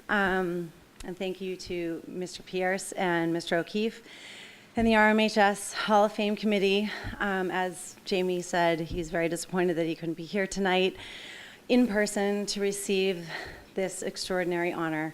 On his behalf, he asked me to share the following words of his sincere gratitude. From Jamie. Good evening, everyone. I would like to start by thanking the RMHS Hall of Fame Committee, President Jeff Pierce and John O'Keefe, for hosting such a wonderful event here tonight. I am very honored and humbled to be selected into this year's class of inductees, and congratulations to all the other athletes here tonight. Growing up in Reading has been a huge blessing in my life. Attending RMHS, competing with and against the countless great athletes that Reading has produced over the years has helped shape the person and athlete I've become today. There are so many special memories of my time at Reading High. Ever since I can remember, I had great coaches, motivators, and teachers pushing me to be my best. In the classroom, it was Hal Croft challenging me to think different. In athletics, it was Coach Jeff Nelson and John O'Keefe on the basketball court barking at me from the sidelines, and Coach Sigsbury telling me not to party on the weekends. That was from Jamie. And of course, on the baseball diamond, Coach Mosk refusing to let me play tennis my senior year, and I'm so glad that he did. To this day, my senior year spring was 3 of the most exciting, exhilarating months of my life. We worked hard, we won a lot, and we had a blast doing it. I wouldn't trade it for anything. We won our games through practice and preparation, and our practices were epic. I remember each drill was timed, 7 minutes for infield, 4 minutes for rundowns, 3 minutes for double plays, and so on. Not 1 second was wasted. It was beast. Again, from Jamie. Mosk, you helped instill the work ethic, character, and attention to detail that is required to achieve greatness. I carry these values with me wherever I go. Dennis Gramellini, the ultimate teammate. I know you aren't here tonight, but I will just say that you are the definition of a best friend. I'll leave it at that. I'm so grateful for all of these experiences, so grateful for my mom, dad, and sisters who've coached, loved, and supported me through everything, a true team effort. So grateful to be a member of the RMHS athletic family. Thank you so very much. I'm so very honored. Jamie Saratani.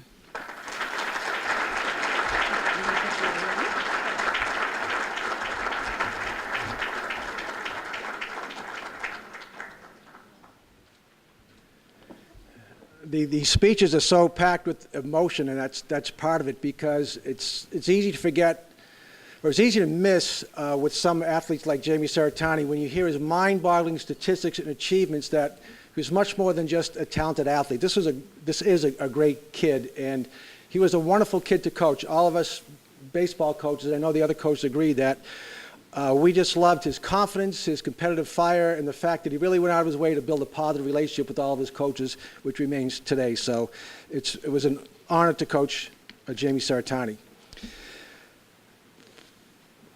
And we note with Jamie and with Steve Saviano, couldn't be here for obvious reasons, both playing professional sports. I think we've inducted professional athletes before, but I think this is the first time we've inducted 2 that are currently playing professional sports at the moment. Some sports may not get the recognition that others do. We saw in the Karen McDonald video, it said something about Reading's girls swimming, best kept secret. And well, some sports don't get quite the same recognition. That's a shame, because when you look at sports like swimming or gymnastics, you find some of the most talented and dominant athletes ever to perform for Reading High.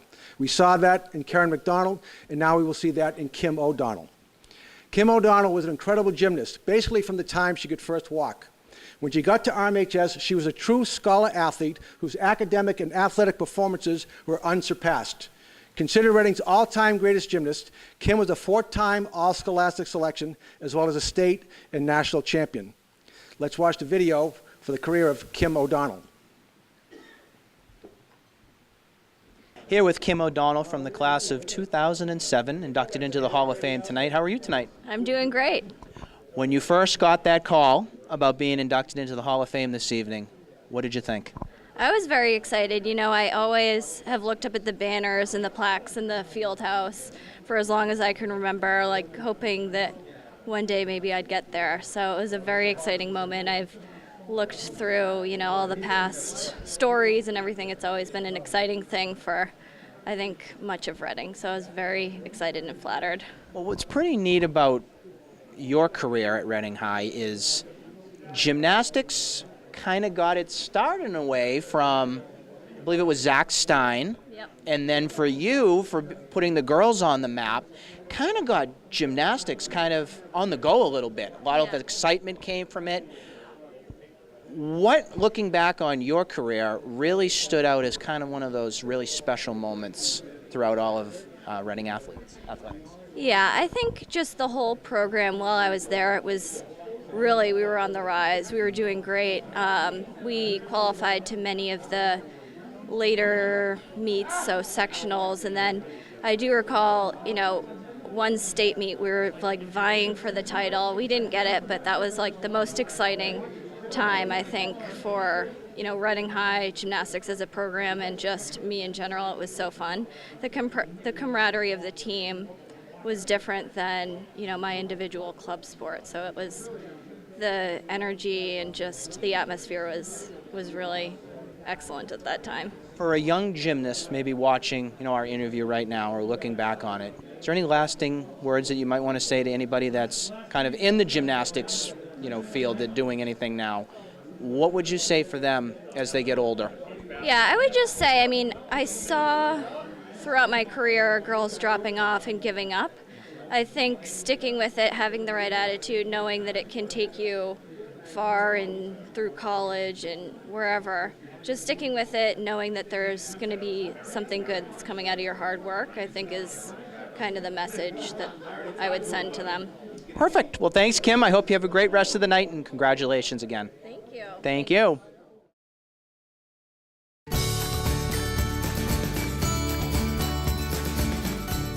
Not many people can say that they were athletes before entering first grade, but that is the case with Kim O'Donnell, the greatest gymnast in RMHS history. Kim was introduced to the sport at age 4 and never looked back. By the ripe age of 6, Kim was invited to compete on the club team at the Woburn-based Gymnastics and More studio. And by middle school, she was competing at level 10, the highest level a club gymnast can achieve. Needless to say, by the time Kim O'Donnell reached high school, Reading High girls gymnastics coach Diane Bloom was excited that O'Donnell wanted to participate in high school athletics. She kind of broke the mold, said Bloom. Lots of private gymnasts don't participate with a high school team, but Kim wanted to do both and see what the high school scene was all about. Balancing academics with athletics became a large part of O'Donnell's high school career. Her demanding schedule during the season often included a full day of school, a 2-hour practice at Reading High, and a 4-hour session with her club team. All that training paid off, and O'Donnell, standing just 5 feet tall, led the squad to its first ever undefeated Middlesex League championship her freshman year and began breaking school records in the process. Reading went on to finish first in the MIAA East Central Sectional and took third in Division II state tournament meet that same year. Things kept rolling from there, and Kim O'Donnell's sophomore, junior, and senior years were just as impressive. 3 more times, Kim led the squad to undefeated Middlesex League championship seasons. They were no strangers to competing at the state level either, and Kim's sophomore year in 2005, they just missed taking home the state title by a razor-thin margin of .05.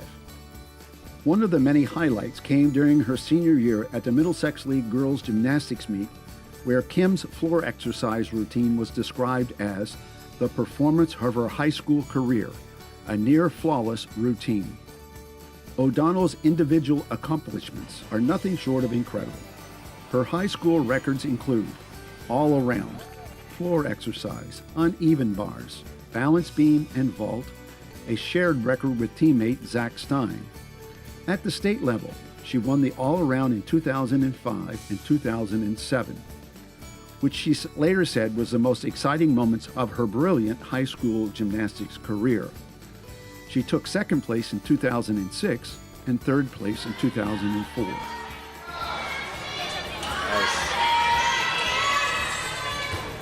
Yes. Kim was recognized by the Boston Globe and Boston Herald as an all-scholastic gymnast all 4 years and was named the Gymnast of the Year in the Middlesex League for 3 years and the Boston Globe her junior year. Kim O'Donnell was a 5-time level 10 regional competitor and national qualifier, as she was also a member of Team Massachusetts for 4 years that competed at the Nationals. At the Nationals, she finished first in all-around as a sophomore to go along with her second and third place finishes in her other 2 years. O'Donnell was a type of gymnast that, despite all of her individual accomplishments, She always recognized the efforts of her teammates and valued team success as much as personal success. Kim also displayed excellence in the classroom, where she was a high honor student and obtained a 4.0 GPA in 2 of her academic years. When she came to choosing a college, Kim wanted to go to an Ivy League school, but wanted one that would not be too intense when it came to the gymnastics team. As Kim said at the time, "My classes have always been important to me, and I wanted a program that was going to be okay with that."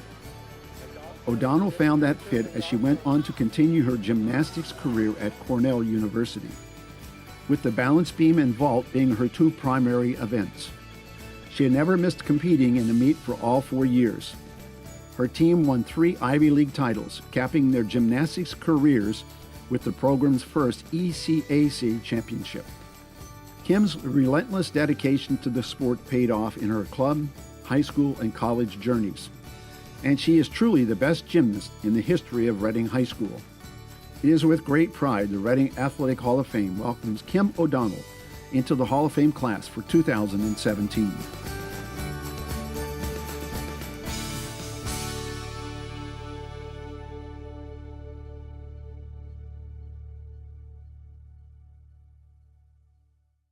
So like a true millennial, I'm reading off my phone. I feel so honored to be part of the RMHS Hall of Fame family and share in such a legacy. Congratulations to all of the other inductees tonight. The camaraderie and teaming at Reading High was something I hadn't experienced as a primarily individual competitor at my private gymnastics club. And the experiences at Reading High have lasting memory for me. My time on the Reading High team created some of the fondest memories of my gymnastics career, truly. For those of you who may know a bit about gymnastics, you may be well aware that it's an enormous time commitment for not only the gymnast, but also the parents.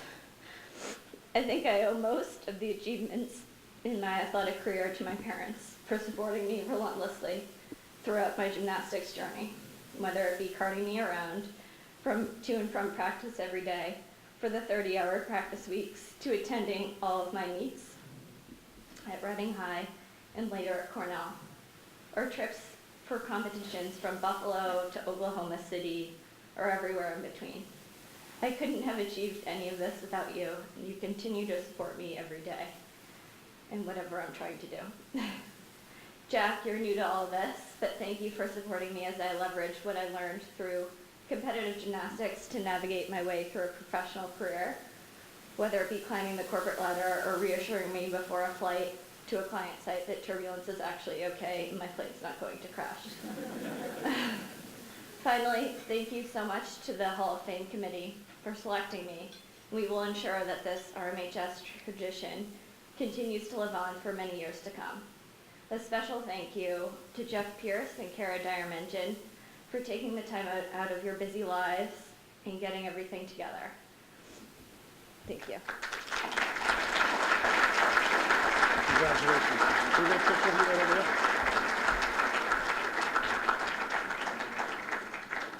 It's awesome to see our first college professor, our first currently playing professional athlete inductees, and our first phone-read speech. That was pretty good. But Kim, we're just blown away by her athletic achievements, 4-time All-Scholastic, but I think we're equally impressed with Kim's intelligence and her poise and her humility, so congratulations, Kim.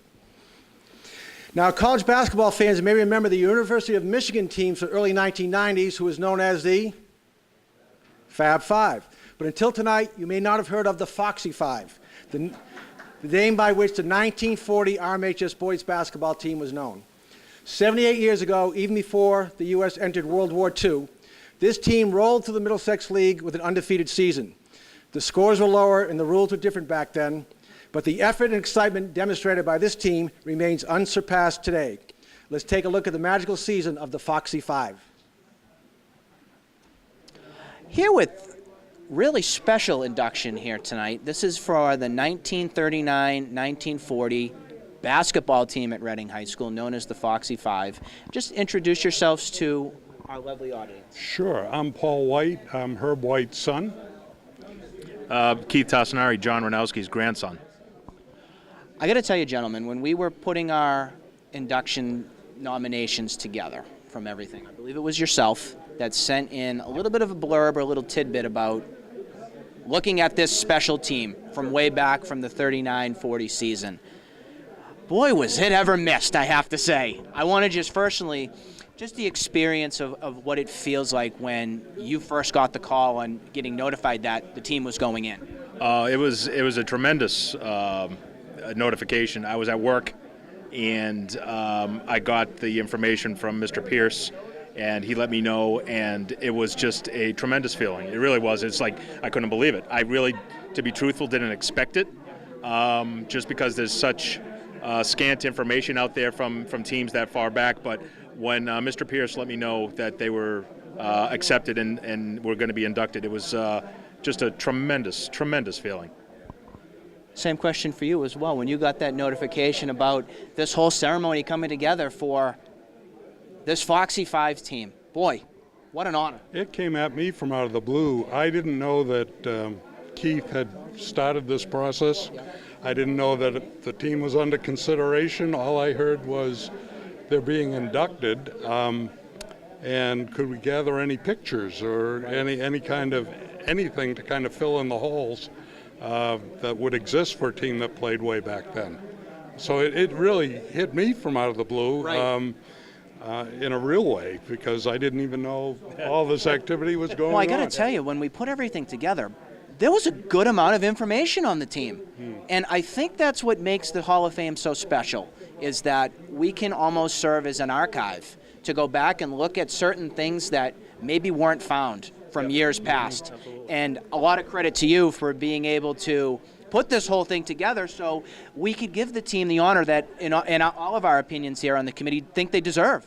It's such, Reading is such a tradition-rich community in sports. A lot of great individual talent, a lot of great teams, and I'm glad that there was more information. Certainly Jeff Pierce has access and knows how to find it. I went to the library, I went to the newspaper, I went to any source I thought I could find to dig stuff up, and I got a few things, but then Jeff would continually update me. We found this.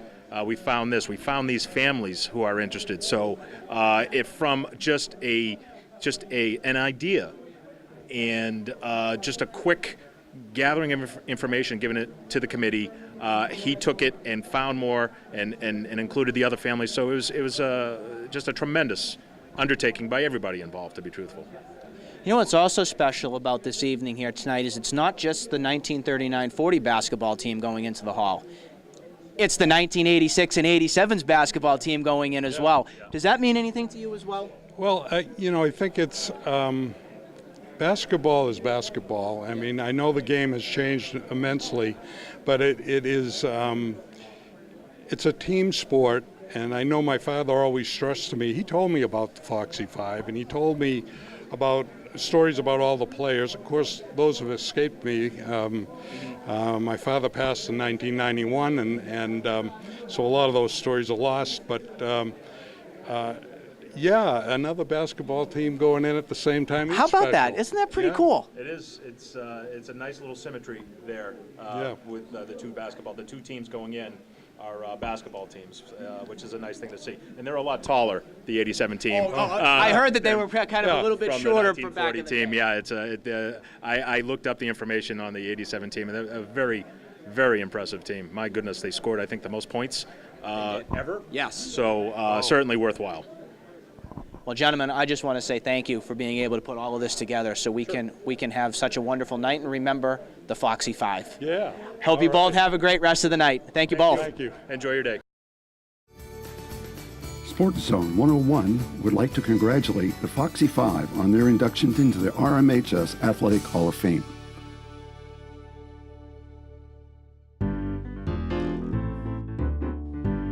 The good news for boys basketball coach Phil Atoff, entering the 1939-40 season, was that he returned 5 of his top 7 players from the prior season, including 3 starters.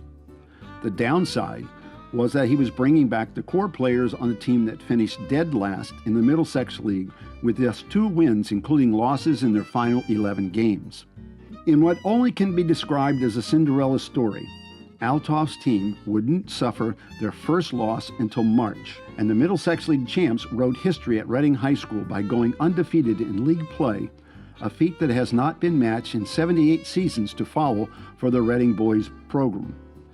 According to accounts in the Boston Globe, the undersized starting five did not include a player that reached 6 feet tall, but all were skilled ball handlers and shooters known for their quickness and most of all for their smarts on the court. In an era where team nicknames were more prevalent than you see nowadays, it took the success of their first 6 games to finally see a nickname for the team to surface in the Reading Chronicle. From that point on, they were dubbed the Foxy Five. The 5 starters were forwards Herb White and Lenny Wright. The tallest member was the 5'11" center Dick Merritt, and the guards were Wally Hazelton and John Hernowski, and the 5 accounted for all but 13 points scored by the team that season. The team's road to an undefeated league slate began against Lexington, where the diminutive White single-handedly outscored the entire opposition with 14 points in Reading's 26-13 win. Next up, the team took the floor in their flashy new gold and black uniforms for their home opener at Parker Junior High School, where they bested Concord by 10 points. White put up 16 points, accounting for exactly half of Reading's total. The Foxy Five sat at a record of 5-0 when they came up against Wakefield, where Hernowski had his best scoring game of the season to date with 8 points, as the team held on for a 4-point win. In a matchup with second-place Winchester, the Foxy Five solidified themselves as a clear frontrunner in the Middlesex League. After the 19-point victory, they had now beaten every team in the league, and the Boston papers were placing them as one of the favorites for a place in the elite tech tourney. White broke out for 21 points, a monster game for that era, and once again achieved exactly half of Reading's team points, and now he was in first place among the league scorers. After cruising to an 8-0 record, next up for the Basketeers was a game against Reading High School alumni team.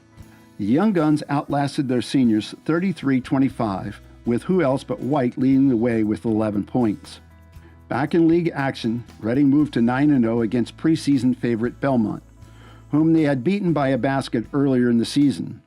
But led by Hazelton's biggest scoring night of the season, they cruised to an 8-point win. With the league title looming in the next game against Stoneham, an untimely week layoff in the schedule, the team filled the gap by scheduling an exhibition game against the 1937 Reading High alumni team.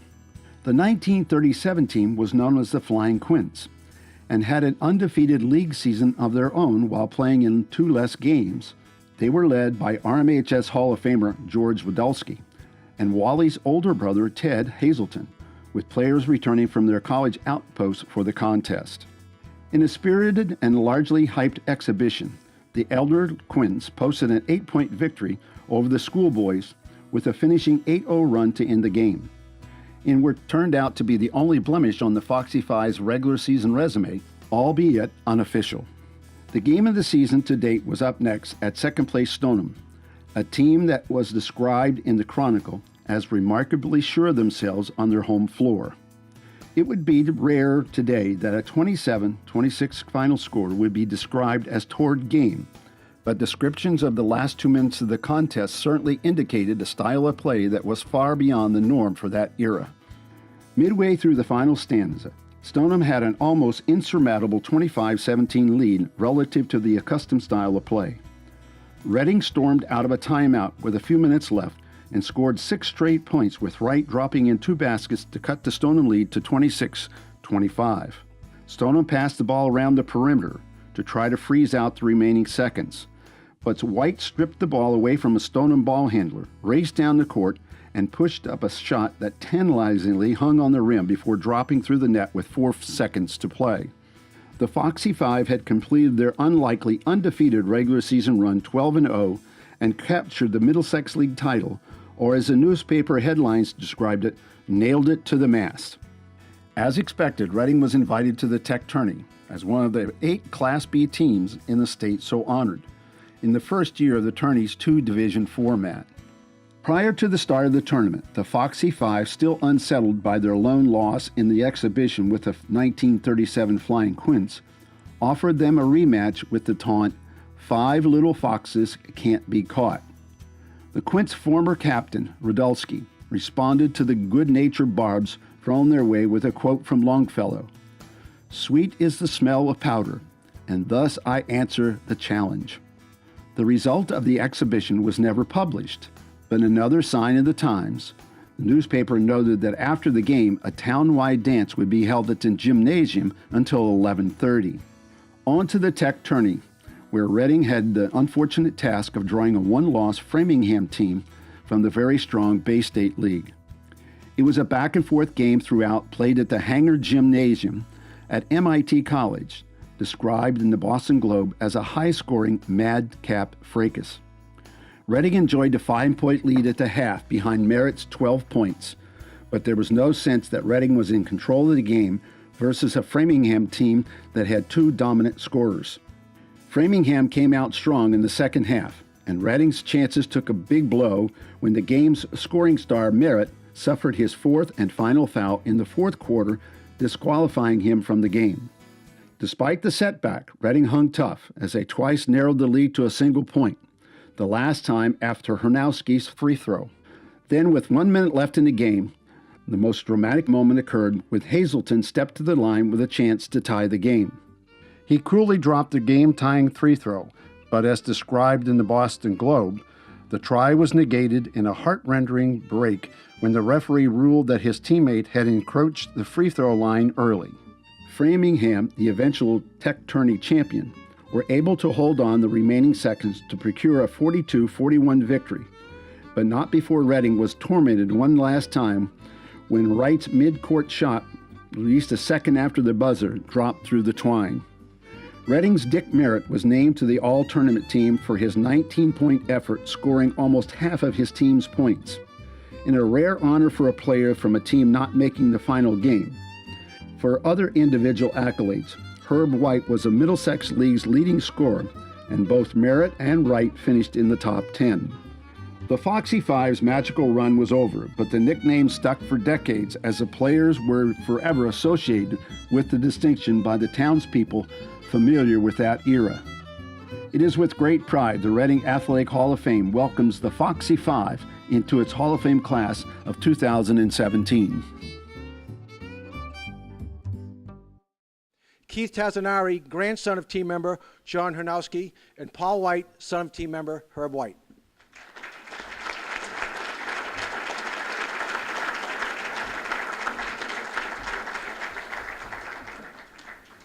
Thank you, sir.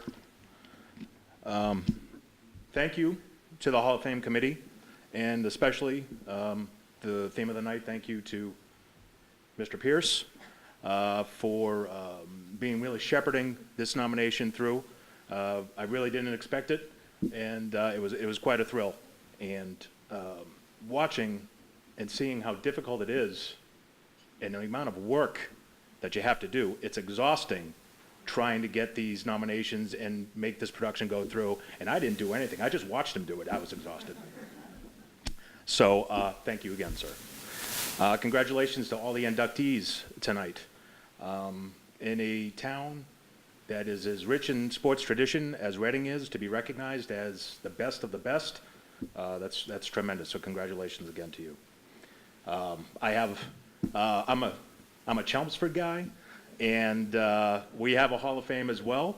And you know, it's the amount of pride that the inductees have in that I've seen. I'm friends with several of them, and the community comes together. It's just a tremendous evening, and Reading just does a great job of it. And one more note: Chelmsford hockey is just as good as Reading hockey. Is that too much? Too far? Sorry. On with the Foxy Five. My grandfather, John Ranowski, was a guard on this team, and he loved Reading. He loved basketball. He was a three-sport player for the football, with Mr. Radulski, and basketball and baseball. He always enjoyed basketball, I think, the most. We'd always watch it when he'd bring us to his mother's, his house there on Shackford Road. We'd watch the Celtics. He always enjoyed that. He would be over the moon tonight if he could be here with us, or any of the players could be here with us tonight to see his friends and talk about that Stoneham game and The last second shot that went through, but it was 1 second too late. He would have been, like I said, over the moon. And so that's just the way it is. One moment. As he mentioned earlier, the uniqueness of this team, in that several of them would go on to serve in the military, leading up to World War II, certainly willing to give the ultimate sacrifice in defense of this country, is tremendous.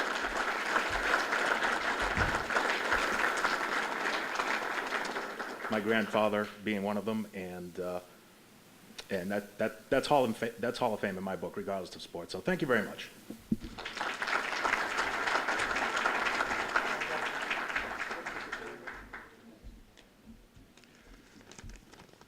Hello, I'm Paul White, Herb White's son. I would like to thank Keith because I know he kicked the ball off with the committee to get this team considered. I'd like to thank the committee for going back 77 years and supporting a team of that era. I think it's important that the Hall of Fame have teams from that era. I think it makes the Hall of Fame stronger. My father was a proud member of this team they called the Foxy Five. He spoke about this team in glowing terms whenever the subject of his high school basketball career came up. I know that it was the highlight of his high school years. While he spoke of the team often, he never mentioned to me that he was its high scorer or any of the other things you heard tonight. Some of them are news to me. He spoke of the team, always the team. If he were here tonight, he would undoubtedly speak of every player on that team, not just the famous five, but all of the players on the team. His view was team sports require every player on that team to contribute somehow, whether it be in practice or as a substitute or just cheering the other players on when they're out there. And wouldn't everybody in this room like to see the Flying Quints play the Foxy Five? My dad would have been both humbled and thrilled with this ceremony here tonight. If he were here, he would have taken up much more time than I will. On a personal note, I would like to thank those who came here tonight celebrating this event specifically for the Foxy Five. I know there are 30 or so people here for this team that played 77 years ago, and that's quite an honor. Thank you very much.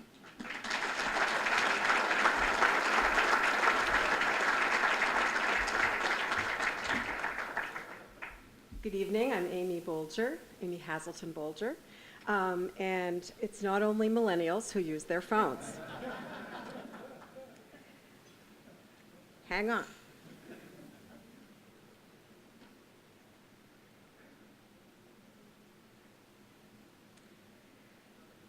So I think it's no surprise to anybody here that being an athlete on a winning team changes one's life. I want to take a couple minutes to talk about my dad because it is my connection to this team, the Foxy Five. My dad was a great guy. He played the game of life with humor, with persistence. He always had a goal in sight. He was reliable and true to his word. He was a very big personality who lived his life with gusto, and he gave back as often as he could. And he did his best to instill that in me and my two sisters, who, if they could be here this evening, would both be here along with me. He was a loving, playful, kind, and supported dad. He knew and respected his three daughters as individuals. Gender didn't matter to him. He always told us that we could be whoever we wanted to be if we did our best and never looked back.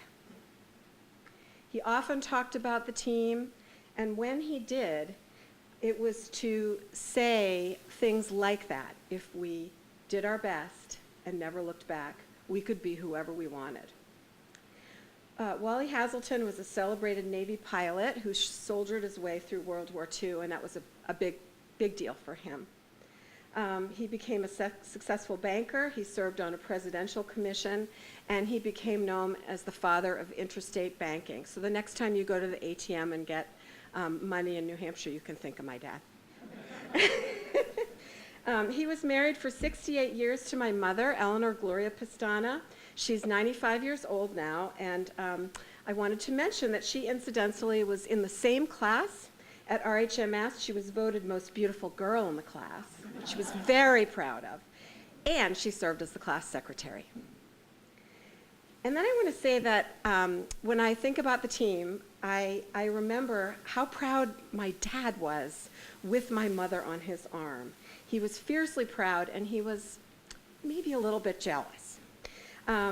I heard the names of the Foxy 5 teammates fairly often over my lifetime, and I think I heard about a few exploits, which if I had more than a minute I would go into, but I won't, I promise.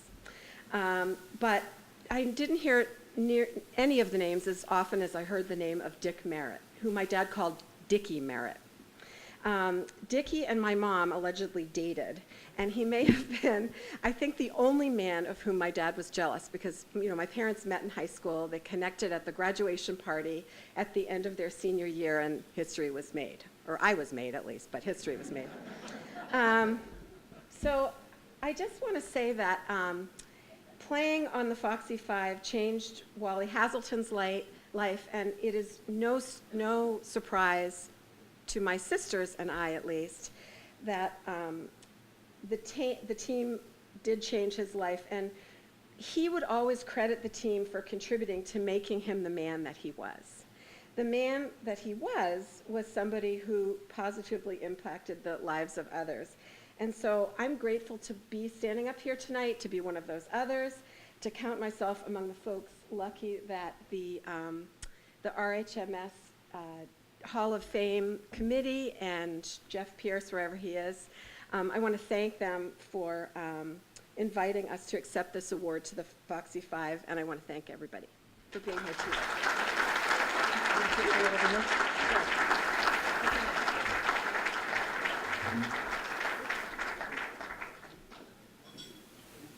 I just love the web of the athletic community. When we induct athletes and teams from 1940 all the way to an athlete from 2008 tonight, 68 years, we're all part of the same community, the same team, the same legacy. I think that is the unique beauty of RMHS athletics. And Amy, that was beautifully done, and Paul, heartfelt and wonderful. And Keith, I really liked your speech, even though you elicited some booing for that Chelmsford comment. Another first. Our next inductee was a three-sport standout and three-sport captain, Jeff Miller. My brother Mike noted that between golf, hockey, and baseball, Jeff must have had a passion for hitting objects with a stick. And he did that well, earning a remarkable 9 varsity letters and ultimately becoming a Division I college and professional hockey player. I had the privilege of coaching Jeff in baseball and watching him amass one of the greatest offensive seasons ever seen at Newton Morton Field. Personally, I'm very happy for Jeff. He was an absolute pleasure to coach. Besides being a prolific athlete, he's a true gentleman and a class act in every regard. The video on the career of Jeff Miller. Here with Jeff Miller from the class of 1985, inducted into the Hall of Fame this evening. How does that feel? It feels unbelievable. When Ted Bryson called me with the news, I was incredibly flattered. Started thinking about all the great athletes and coaches and community leaders that have come through the town, and to be considered with them is very, very humbling. It was pretty awesome for us as a committee to go back, kind of dig deep and kind of figure out who really belonged into the hall. And as a committee, we said, you know what, we missed somebody big time from back in the 80s, and that was you. Looking back on your wonderful career, it was a three-sport athlete and just somebody that was, a dominant force on all sides of the game. Was there anyone in particular that really stood out for you for a sport? Obviously hockey I played the longest, and it took me the farthest, but, I really love to play all three sports. Right. I'm still a passionate golfer today, And my senior year in baseball is one of the most fun I've ever had playing sports. And that was with Coach Moscarello? Yes. Do you still connect with him on a basis? I do. Yeah. I do connect with him occasionally through some of the baseball alumni events. Yep. We had one last January. He has one every year, so it's great to catch up with him. That's one of the things that I really like about, I was a baseball player as well, is it's Coach Moss' connection that he makes with the teammates to keep that alumni club together and everything. So it's a pretty special thing. Yeah. Do you have any message for any of the younger athletes that are going through the high school right now? And always how you said 3-sport athlete. Right. It's tough right now to do that. What would you say is a good message for some of them? I say just follow your passion. You know, in this day of sports specialization, the 3-sport athletes aren't as common as they used to be. Yep. But for me, you know, I felt by playing 3 sports, it just made me a better overall athlete. A lot of the skills were transferable. Absolutely. And not only that, I got to play for 3 different coaches, and I had 3 different sets of teammates. So for Makes me, it fun, doesn't it? Yeah, it made it a lot of fun. Yeah. Well, Jeff, we congratulate you, and we hope you enjoy the rest of the night Great. tonight. Thank you very much. Thanks again, a Jeff. lot. Okay, Absolutely. thank you. The Friends of Reading Hockey would like to congratulate Jeff Miller on his induction into the RMHS Athletic Hall of Fame for the class of 2017.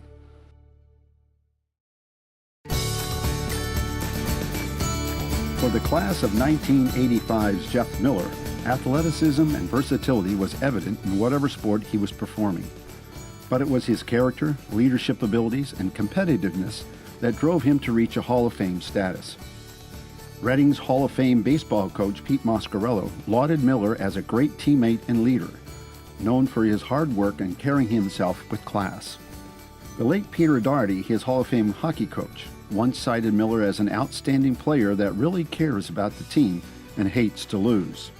And his golf coach, Dick Gillis, noted that Jeff was best under pressure, very self-assured, and believes in his ability to win. In a true sense of the word, Miller was a scholar athlete. While being awarded 9 varsity letters in his high school career, he also achieved recognition from the Presidential Academic Fitness Council and was named a scholar athlete by the U.S. Army Reserves. Miller captained and was MVP for all 3 teams his senior year, and he reached League All-Star status in each, while achieving an elite performance level and recognition in hockey.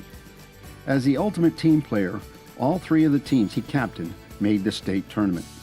When he finished his high school athletic career and began to focus only on hockey, he was able to achieve equal success on a bigger stage as captain of the Dartmouth College hockey team before playing 1 year of professional hockey in Europe.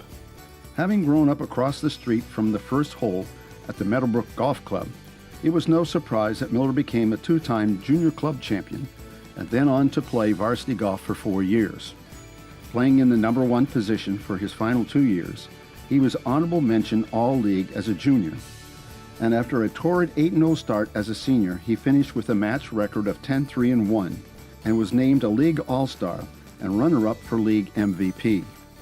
Hockey was the sport that Miller received the most notoriety as a rugged, hard-hitting, and skilled defenseman. A top-scoring center on the Pee Wee hockey team, the coach asked that he move to defense to help shore up the team's deficiency, and from that moment on, the back line became his home. As a sophomore, he was a vital part of the program's first Middlesex League title and a trip to the Boston Garden, while teaming with Mike Golden, an inaugural member of the RMHS Athletic Hall of Fame. With the team continuing its high level of success in his junior year, Miller was named a League All-Star, and his senior season was a memorable one for the team as well as him individually, and along the way, Miller left his mark on the school's record books. Miller was named co-MVP of the Rockets, sharing the honor with fellow RMHS Hall of Famer Steve Smith. The first-team League All-Star led all league defensemen in scoring and was also named to the prestigious Hockey Night in Boston All-Scholastic team. He helped lead the way as a Middlesex League regular season runner-up, hosted an epic victory in the Division I North Tournament, trouncing the number 1 seeded Winthrop team at BU's Walter Brown Arena. The season ended with a disappointing loss to the eventual champ, Marblehead, in the semifinals, but Miller graduated as an integral part of the team's winning his senior class to that point with a team record of 41, 14, and 10 over the 3-year period. Miller was widely recognized as the best defenseman in school history at the time. His career 64 points was tops among Reading defensemen all time until it was broken in 1998 by Chris Diamond and still stands at third best all time. At the time he finished his RMHS career, he had recorded the fourth most career assists and third most single-season assists for a player at any position. A year of post-grad at Phillips Andover playing hockey prepared Miller for Division I hockey at Dartmouth College, and along the way his 30 blue line points led to being named the school's outstanding winter athlete. For the Big Green, Miller was a 4-year letter winner playing in 102 games.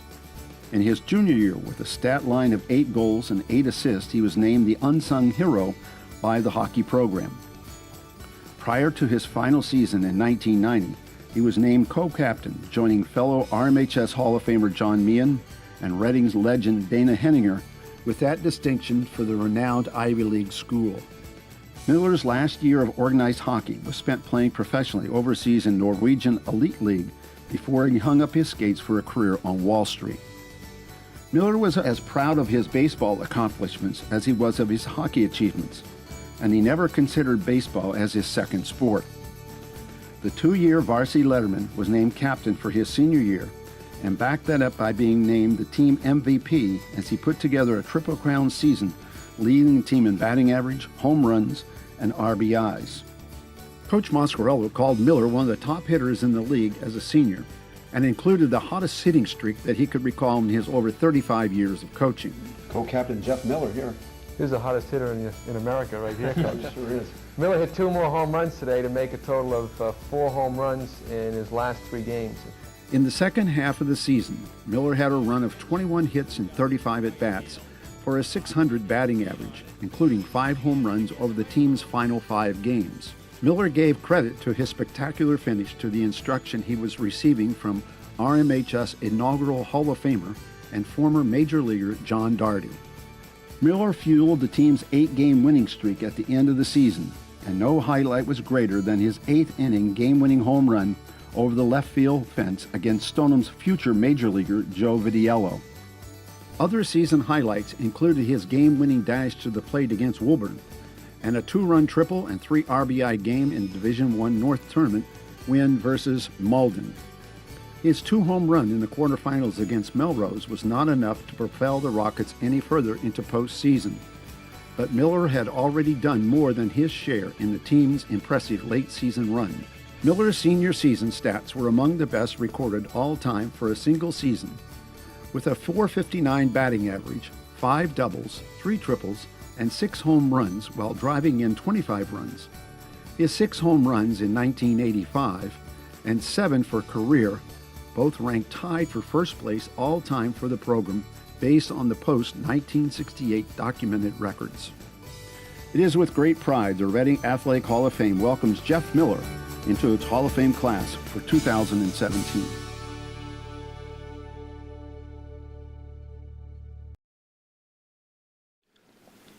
My stick might have been a little high in a few of those photos. That video brought me back. I am so honored to be here tonight. When Ted Bryson called me with the news, I was so flattered. I started thinking about all the great athletes and coaches and community leaders that have come to the town, that to be considered with them is very, very humbling. I'd like to thank the committee for their selection and putting together tonight's fantastic event. Special shout out to Jeff Pierce for a great job on the video. Thanks for your hard work there, Jeff. Fortunately, my mom had plenty of materials for us to use. Good job, Mom. I've always had a very supportive family. A lot of them are here tonight, starting with my parents, Paul and Carol. Thanks for coming to all my games. Thanks for all those rides to the baseball field, the golf course, the hockey rink. It's funny, my father was telling me early tonight how much he enjoyed those 5:30 a.m. practices in Danvers.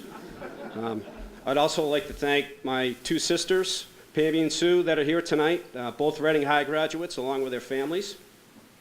Thank you for all your sacrifices over the years.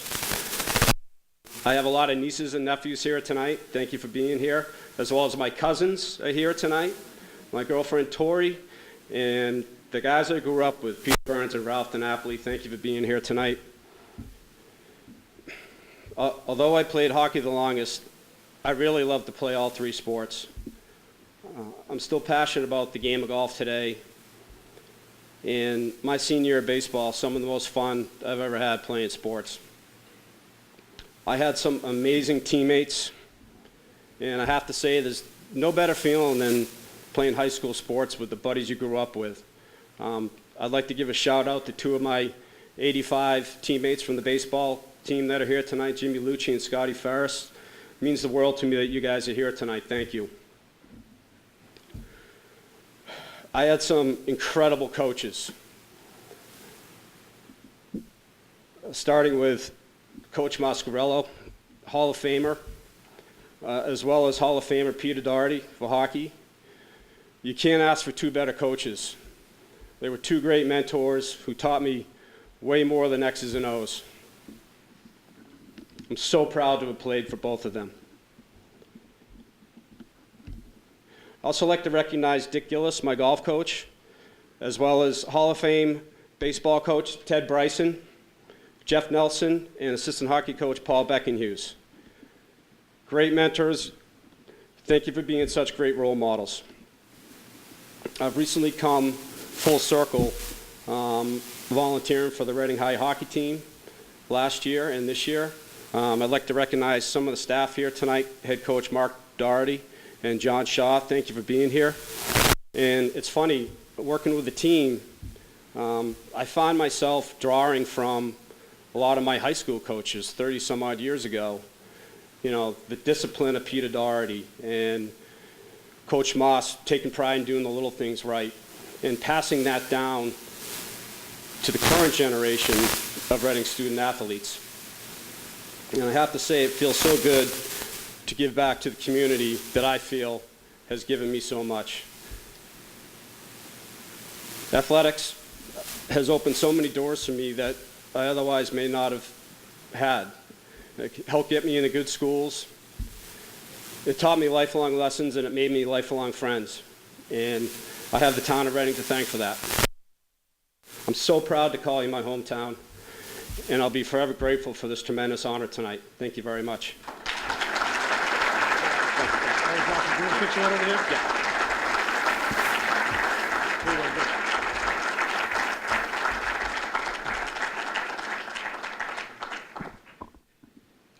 Two quick stories, Jeff. One just happened today. I ran into Tom Quinn, who's also a great defenseman and Division I college hockey player for Reading High. And he knew you were being inducted, and he told me that he's 6 years younger than you. And he said his dad used to take him to the RMHS hockey games, and he said to Tom, if you want to know how to play the game right, watch Jeff Miller on the ice. And the other one was, I certainly remember that hot streak. It's unlike anything I've seen before or since. It was, for 10 games, you turned into Roy Hobbs. It was unbelievable. Well, Reading High had a good baseball team in 2008, but it would have been a lot better if Jen Abrams had played on it. Because Jen was a terrific baseball player when she was a kid. But at RMHS, Jen played softball, field hockey, and ice hockey with unmatched brilliance that made her an astounding 8-time All-League selection and 3-time All-Scholastic. Then she continued her athletic prowess in college as a two-sport Division I star. Let's take a look at the incredible career of one of RMHS's greatest all-round athletes. Here with Jen Abrams from the class of 2008. Jen, inducted into the Reading High School Athletic Hall of Fame. How does it feel? It feels incredible. I feel very fortunate and honored to be inducted in such an amazing class. Looking back on your wonderful career that you had at Reading High School, you played field hockey, you played softball. Did you play hockey? I did. You played all three. What was the most fun to do? Honestly, I had experiences in all three that were amazing. I would say I probably enjoyed softball the most, and then field hockey, and then hockey, but I feel very fortunate to have amazing teammates, amazing coaches in all three. Now, one of the things that's pretty neat about you and I, we're both from 2008's grade, in case our viewers at home are wondering. When Little League came around, you were still playing baseball at the time. Then you transitioned into softball. And from watching from afar on how good you did from doing baseball, did it make going into softball an easier transition for you? I think it did. I think I grew up playing baseball with my brother and my dad, and I really enjoy playing with the boys. But when I transitioned, I had great coaches, and I really appreciate the experience I had playing baseball, and I think it helped me along the way. Now, after Reading High, you went off to do all sorts of different things. Can you tell the viewers a little bit about what you've been keeping busy with? So after high school, I went to Providence College and played 4 years of softball, and then my grad year, I actually played a year of field hockey as well, and then now I'm fortunate enough to coach at Penn State. That's fantastic. Well, Jen, congratulations on the induction, and I hope you enjoy the rest of the night. Thank you so much. Thanks, Jen. The Reading Bulldogs Baseball Organization would like to congratulate Jen Abrams on her induction into the Reading Athletic Hall of Fame.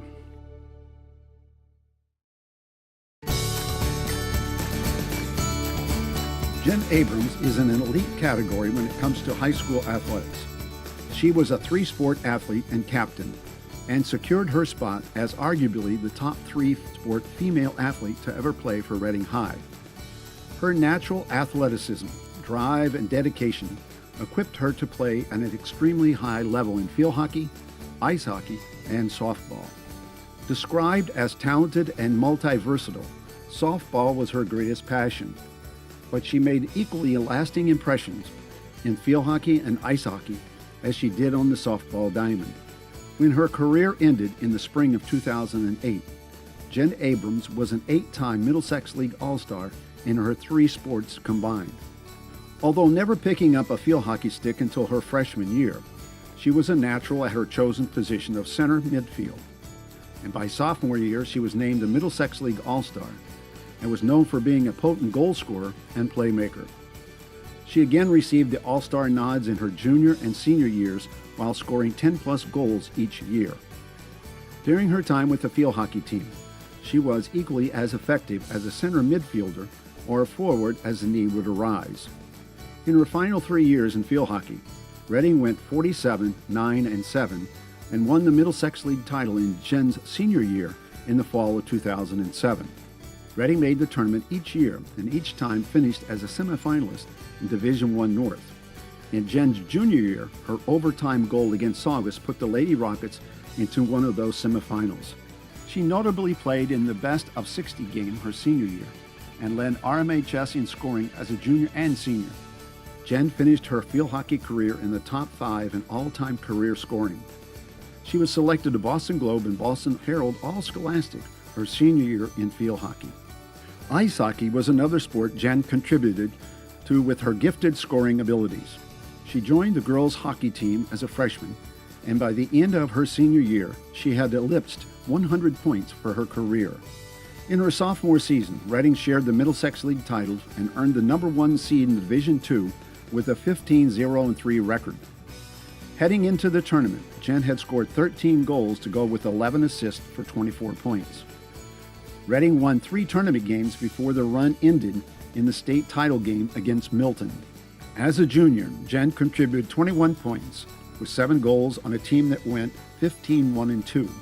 In her senior year, Jen finished up 12 goals and 21 assists for 33 points and was selected as a Middlesex League All-Star.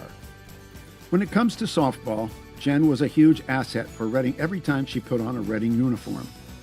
She would spend hours in the batting cage and showed her versatility with her ability to play both center field and catcher. Jen was named a league all-star in her freshman year and continued to collect awards and recognitions throughout the rest of her high school softball career. Jen's freshman year, the Lady Rockets were undefeated throughout the regular season and clinched the Middlesex League title. The run ended in the Division I North Final, but the team finished with an outstanding 23-1 record. This was a sign of many winning seasons to come, and each year thereafter, Reading made an impressive run in the tournament.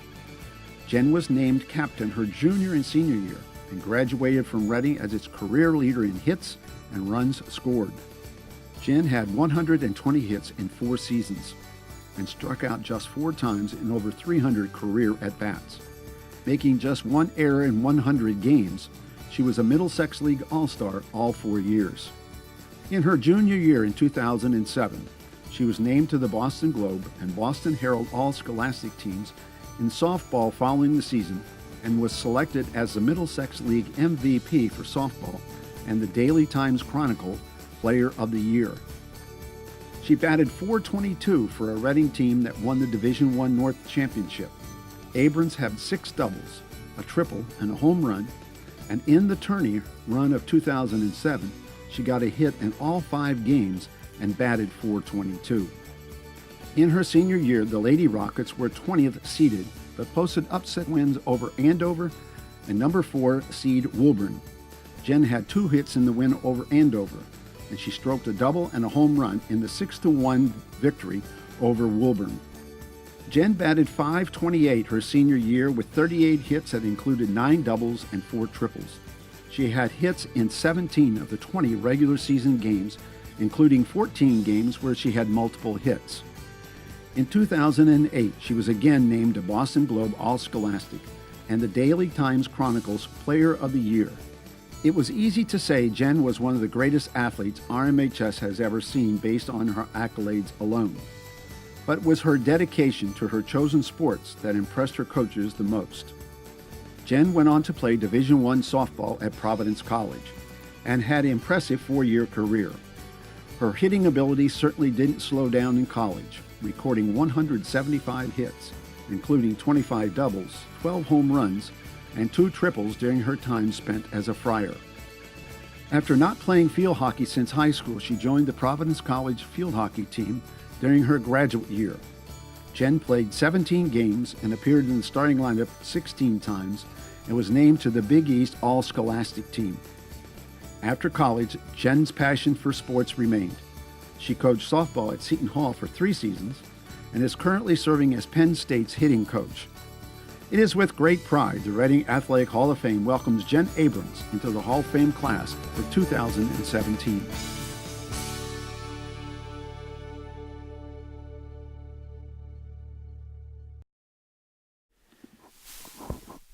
I want to begin by congratulating my fellow inductees. It is an honor to be inducted into the Hall of Fame with such an incredible class. Congratulations.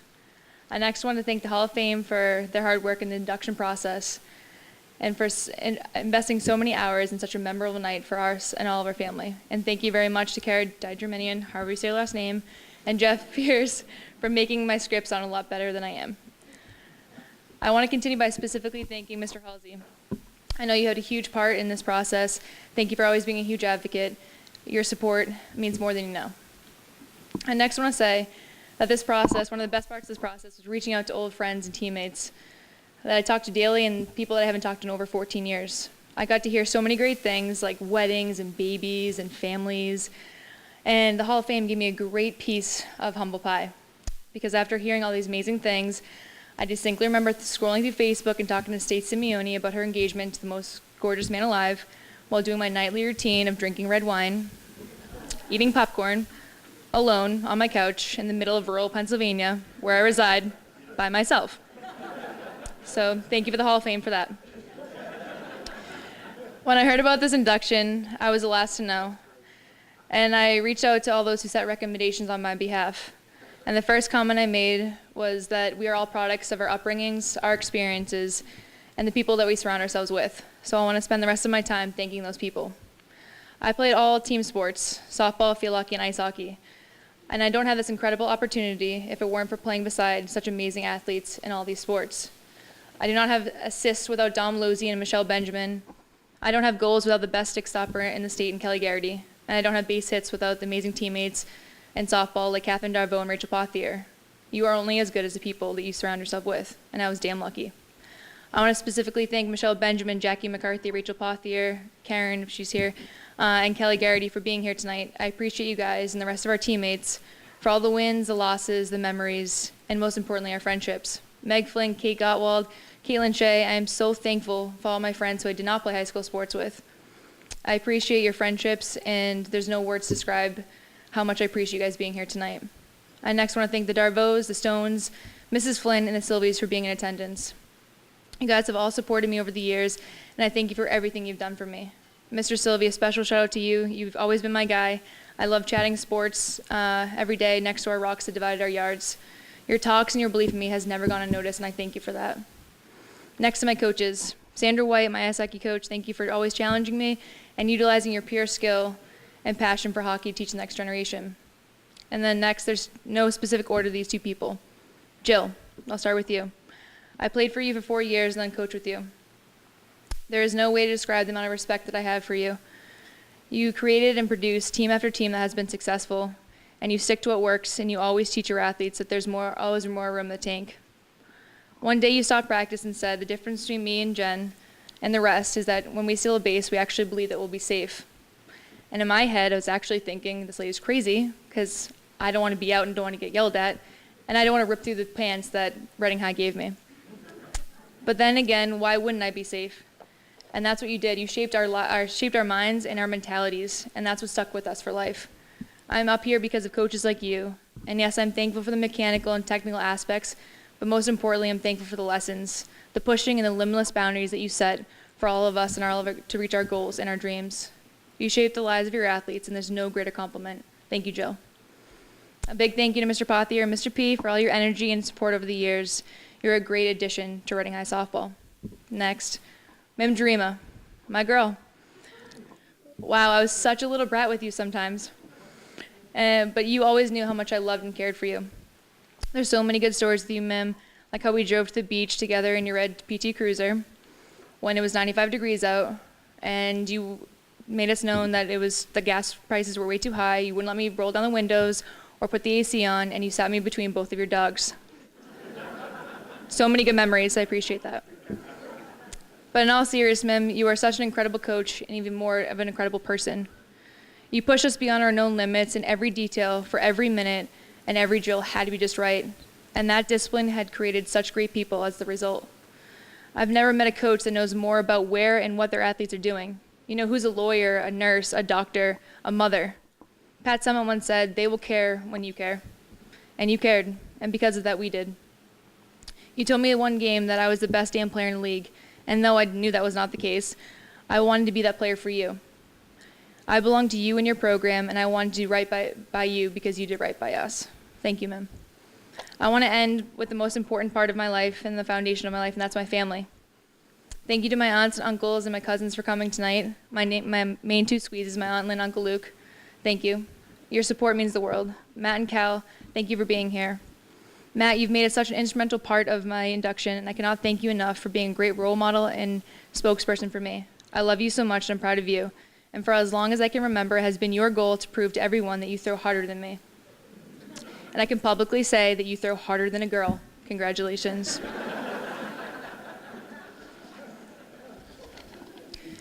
The last two people I want to thank are my parents.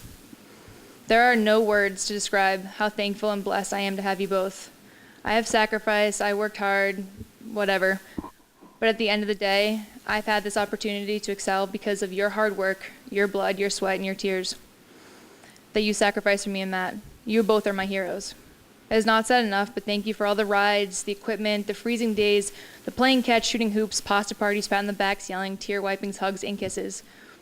Between high school and college, I've played in over 640 contests, including summers. We even moved to California and lived in a hotel for the summer so I could get recruited. You guys sacrificed money, time spent together, driving, hours, years of your life to give me the opportunity to be successful. I owe everything to you. In college and high school, I played in around 514 games, and Mom, you made it to 507 of them, and Dad, you made it to 502, which is remarkable. Following me all over the country from west to east coast. And the only reason that, Dad, you miss more is because you had a massive heart attack in 2012. That wasn't supposed to be funny. This was supposed to be tears now. At my softball game in Florida.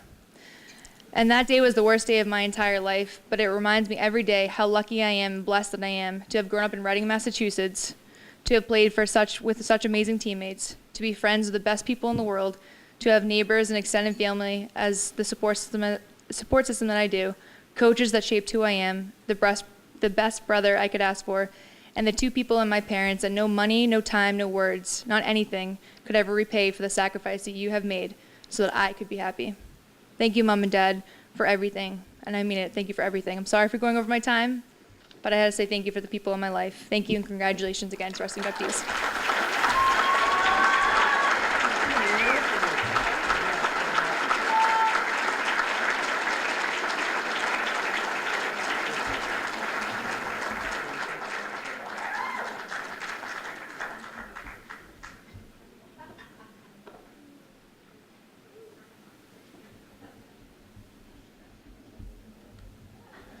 The speech is just getting better and better. You look at the video and you see the amazing statistics and accomplishments of Jen Abrams. You say, wow, what a superb, superb athlete. And then you spend about 10 seconds with her and you say, what an equally superb person of character she is. And that comes across real strong with Jen. Yeah, go ahead. Go ahead, clap. Good. Many longtime RMHS sports fans hold the opinion that one of the most exciting and entertaining teams to watch, game in and game out, was the 1987 boys basketball team. It was a high-flying and high-scoring club led by a Hall of Fame coach and a team captain who was Massachusetts Gatorade Player of the Year. But the team was much more than that. It had a talented and deep roster where any player could make the key play to help the team win on any given night. And they thrilled their fans all winter long. I'm here with one of Reading's finest, Bill Carroll, who was inducted into the Hall of Fame 2 years ago himself. How are you tonight? Where did those 2 years go? I don't know. It just flew away. I think like we've been hiding out, or it's been an incredible couple years, and it's been another great honor for you. Your 1986-1987 basketball team is now being inducted into the Athletic Hall of Fame. Yeah, you know, when you ask coaches who are your favorite players and who your favorite teams are, it's hard to choose. It's like asking a parent who's your favorite child. But I thought this particular group was special, and it is an honor to have them be the first of my era teams go into the Hall of Fame, because they were so versatile, so athletic, and they never gave up. And it was just a lot of fun to watch them play. When I had you as a teacher, which was a long time ago, we'll say. No, we won't say the years. How long. One of the number one things that you would ask me to do as a student was to go back and look at this 86 game that happened with the triple overtime, was it? What made that game so remarkable to look back now and just kind of see what it was all about? Well, two things. One was the game was rescheduled from the Christmas time. Well, we went up to Maine to play a couple games up in Maine over Christmas vacation, and it happened to be Wakefield, coached by Sonny Lane, who was Steve's dad. That's correct. And it ended up being the last game of the year. Lexington had already finished. We had to win that game in order to tie Lexington for the league championship. And both teams were similar, very athletic. Mm-hmm. Both coaches were similar in changing defenses and things like that. Mm-hmm. But after about 4 minutes of that game, we stopped all pretense of trying to trick each other and playing changing defenses. And what I remember, it was 3.5 periods of toe-to-toe, man-to-man. May the best man win. In your opinion, do you think it's one of the greatest games in Reading High School athletic history? Well, it's hard for me to say all athletic teams, because I know there were a couple of Super Bowls won by the football team, a great Super 8 championship by the hockey. You know, there have been great championships, state championships in girls softball and everything. So what I will say is that in my experience, it was probably as good a game that I can imagine, for everything that what it meant and how it was played. 3 overtimes, 199. I just don't think that we've ever seen that in the modern era right now. I think the last we saw it was for the football team, which had one for Thanksgiving, I believe. Sure. And my assistant coach, Chris Elkington, died 1,000 deaths that night, because Chris and I are very well matched. I'm a go, let the game flow kind of coach. And that triple overtime game played to my likes, and Chris was a hold the ball, pass, make them play defense. He would have preferred, even if it was triple overtime, he would have preferred the score to be 41-40 instead of 199.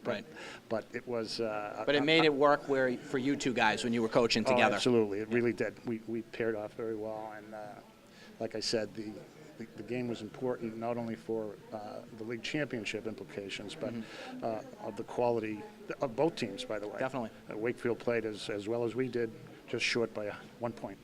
Anything else stand out from that team, looking back on it? Well, I think they were not only talented athletically and quick, but they were a very resilient. We got to the semifinals of Division I.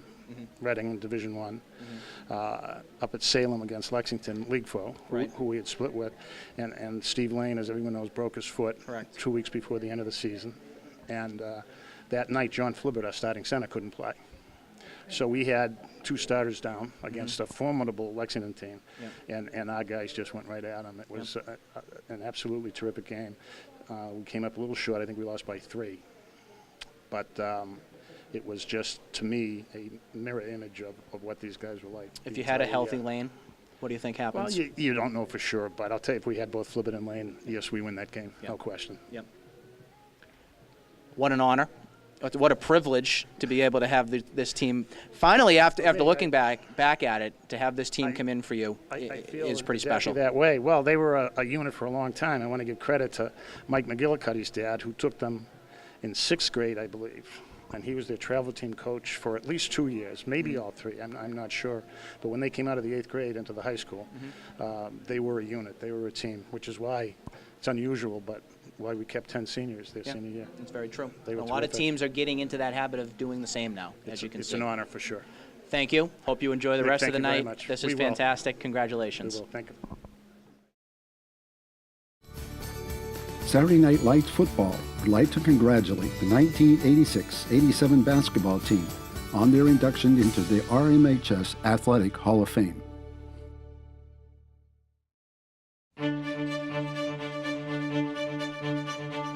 The success of the 1987 Reading High School basketball team has its roots sown in the previous 2 seasons. In fact, the 87 Rockets capped the program's last greatest basketball era when they went unprecedented 52-15 during the 3-year period. But it was the 1987 team, coached by Reading Athletic Hall of Famer coach Bill Carroll, who reached the pinnacle. 19 wins, still tied as a school record, and a Middlesex League co-championship, its first since 1979. This was all accomplished by a dedicated and very entertaining basketball team that had been difficult to duplicate in the years to follow. An important thing to realize by the 1987 team is it was a fun team to watch. It was fast, competitive, highly skilled team, fortified by great basketball IQ.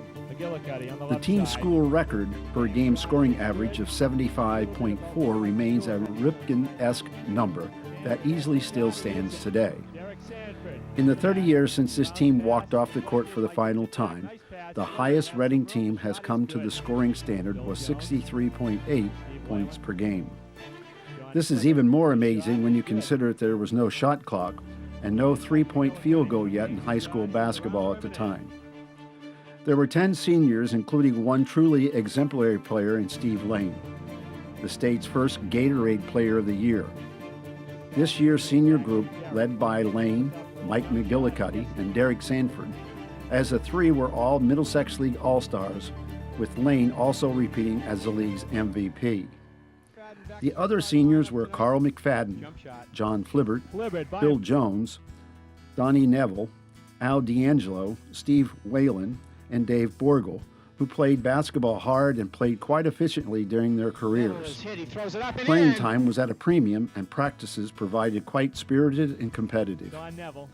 Those that didn't see big minutes still supported their teammates. As Coach Carroll said at the time, we had guys like Billy Jones and Steve Whalen, good players, but they were battling in a senior class that was quite talented at the guard position. But obviously, when they were called upon, they went out and did the job. They were always ready. This class played in 7 tournament games and won 4 of them during their 3 years. And they played in 2 of the more memorable basketball games in school history. In the 1986 tournament at Andover, Reading won in double overtime in a game that had so much drama it needs its own highlight reel to truly tell the story. Then there was the February game on the final night of 1987 regular season at the Hawks Field House against Wakefield. Truly a classic that has a deserving final score of Reading 100, Wakefield 99, in 4 overtimes attached to it. The 1987 Rockets came into the season as a known entity. The Daily Times Chronicle Middlesex League coaches poll made Reading a slight favorite over Lexington to capture the season's title. Interesting enough, the Rockets and the Minutemen had played each other in the season opener, Reading winning 59-52 as the team's big 3 of Lane, Mike McGillicuddy, and Derek Sanford led the way as they would entire season. After defeating Lexington, it wasn't going to be a victory march the rest of the way for the Rockets, as they were surprised in the very next game at Belmont and lost in overtime. The early defeat serves as a wake-up call as the Rockets went on to win their next 8 in a row in dominating fashion, winning by nearly an average of 30 points per game. The rematch with Lexington was at hand, and the Rockets had to go on the road in front of a rowdy Friday night crowd in Lexington. The Minutemen were ready and defeated the Rockets 78-67 to tie up the Middlesex League race. If Reading was going to keep pace with Lexington, it had to avenge its other loss from the earlier in the season at Belmont. The Rockets did just that with an 87-75 victory at Hawks Fieldhouse. After a Woburn win, the Rockets squeezed out a 1.70-69 win at Wakefield in sign of things to come against the Warriors. Romps over Winchester, Watertown, and Burlington followed, setting up a game at Melrose. Reading won the first encounter against the Red Raiders by 27 points. And while this one was a little closer, with Reading winning by 9, the significance of the game was a foot injury to Lane. At first, it didn't seem too serious, but it was learned that it was a break, and it had an effect on the team later on. Reading, playing without Lane, posted a 76-41 win at Stoneham, setting up the final game of the regular season at Wakefield and the Hawks Fieldhouse. A win, and Reading would wrap up a share of the Middlesex League title. The first game between the two schools 2 weeks earlier proved to be a classic, with Reading winning by 1 point. This one, played at February 17th, would even top that one. Back and forth it went in regulation until a jumper by Derek Sanford with 12 seconds left cut Reading's deficit to 2 points. Donnie Neville picked off a pass at half court and laid it in with 7 seconds remaining to tie the game at 68-68. More back and forth it continued in overtime, with each team having their chances to win. Reading had its chances in the first and third overtimes, with 3-point leads each time Wakefield had an answer. Now in the fourth overtime and trailing 97-95, Reading took control. 2 free throws by Sanford tied it at 97 with 30 seconds to go. The Rockets forced a turnover, resulting in Sanford going back to the line to make 1 of 2 for a 98-97 Reading lead. Don Neville came up with a huge steal and fed John Flibbert for a layup and a 3-point lead with 3 seconds left. It's over! Can't believe the score is 197. Wakefield put in a meaningless basket at the end to account for the iconic 199 final score. Of the Middlesex League. The Rockets were a Division I school back then, and they were bracketed in the Division I North Sectional. They received a first-round bye and then hosted Peabody in the quarterfinal. Even in a grinding defensive battle, Reading had little difficulty defeating the Tanners 59-51. However, in the semifinals against rival Lexington, the loss of Steve Lane could not be overcome any longer. Lexington knocked down Reading defensively, allowing the Rockets to score a season-low 46 points in a 54-46 tournament loss. It was sad to see this team go, especially looking back now decades later.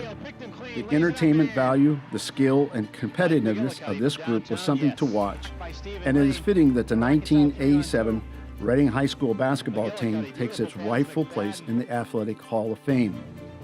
It is with great pride the Reading High School Athletic Hall of Fame welcomes the 1986-87 boys basketball team into its Hall of Fame class for 2017.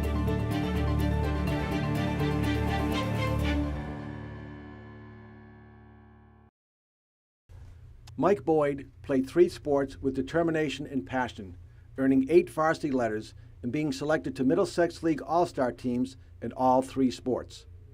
Mike's superb play on the field and court was inspiring to many, yet he has inspired even more people to this day by the way he lived his life with tremendous courage and dignity. Let's watch a video that serves as a wonderful tribute to a player and a young coach whom we will never forget.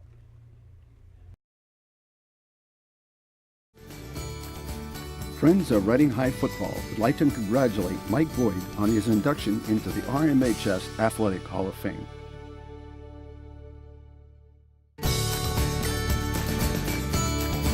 Reading High class of 1999's Mike Boyd was an outstanding three-sport athlete and captain of the football and basketball teams in his senior year. A winner of 8 varsity letters, he was a 2-time All-League selection in football and a 2-time League All-Star in basketball, and in his senior year earned League All-Star honors in the javelin. Football was Boyd's best sport. He showed promise from an early age as he helped the Reading Pop Warner A team with a rare league title and earn a playoff berth, playing alongside a collection of young players who would experience even greater success at the high school varsity level. The 6'2", 180-pound Boyd started the 1997 and 98 seasons at quarterback and was a productive, winning signal caller. But his natural position was safety. A 3-year starter on the defense, Boyd was a defensive general and ferocious hitter, in part due to his natural instincts and timing. Perhaps Boyd's greatest athletic accomplishment at Reading High was being the only sophomore to start on Reading's unbeaten 1996 Division II Super Bowl championship squad. He had a couple of key pass breakups and a pair of eye-opening big hits in the 20-0 shutout of Acton Boxborough in the snow in the championship game. Probably the best defense I've ever seen in our league, period, was the 96 defense. The team was ridiculous. Big, fast, physical, mean, and on top of that, smart, said Reading head football coach John Fiore. And the starting free safety for us was Mike Boyd.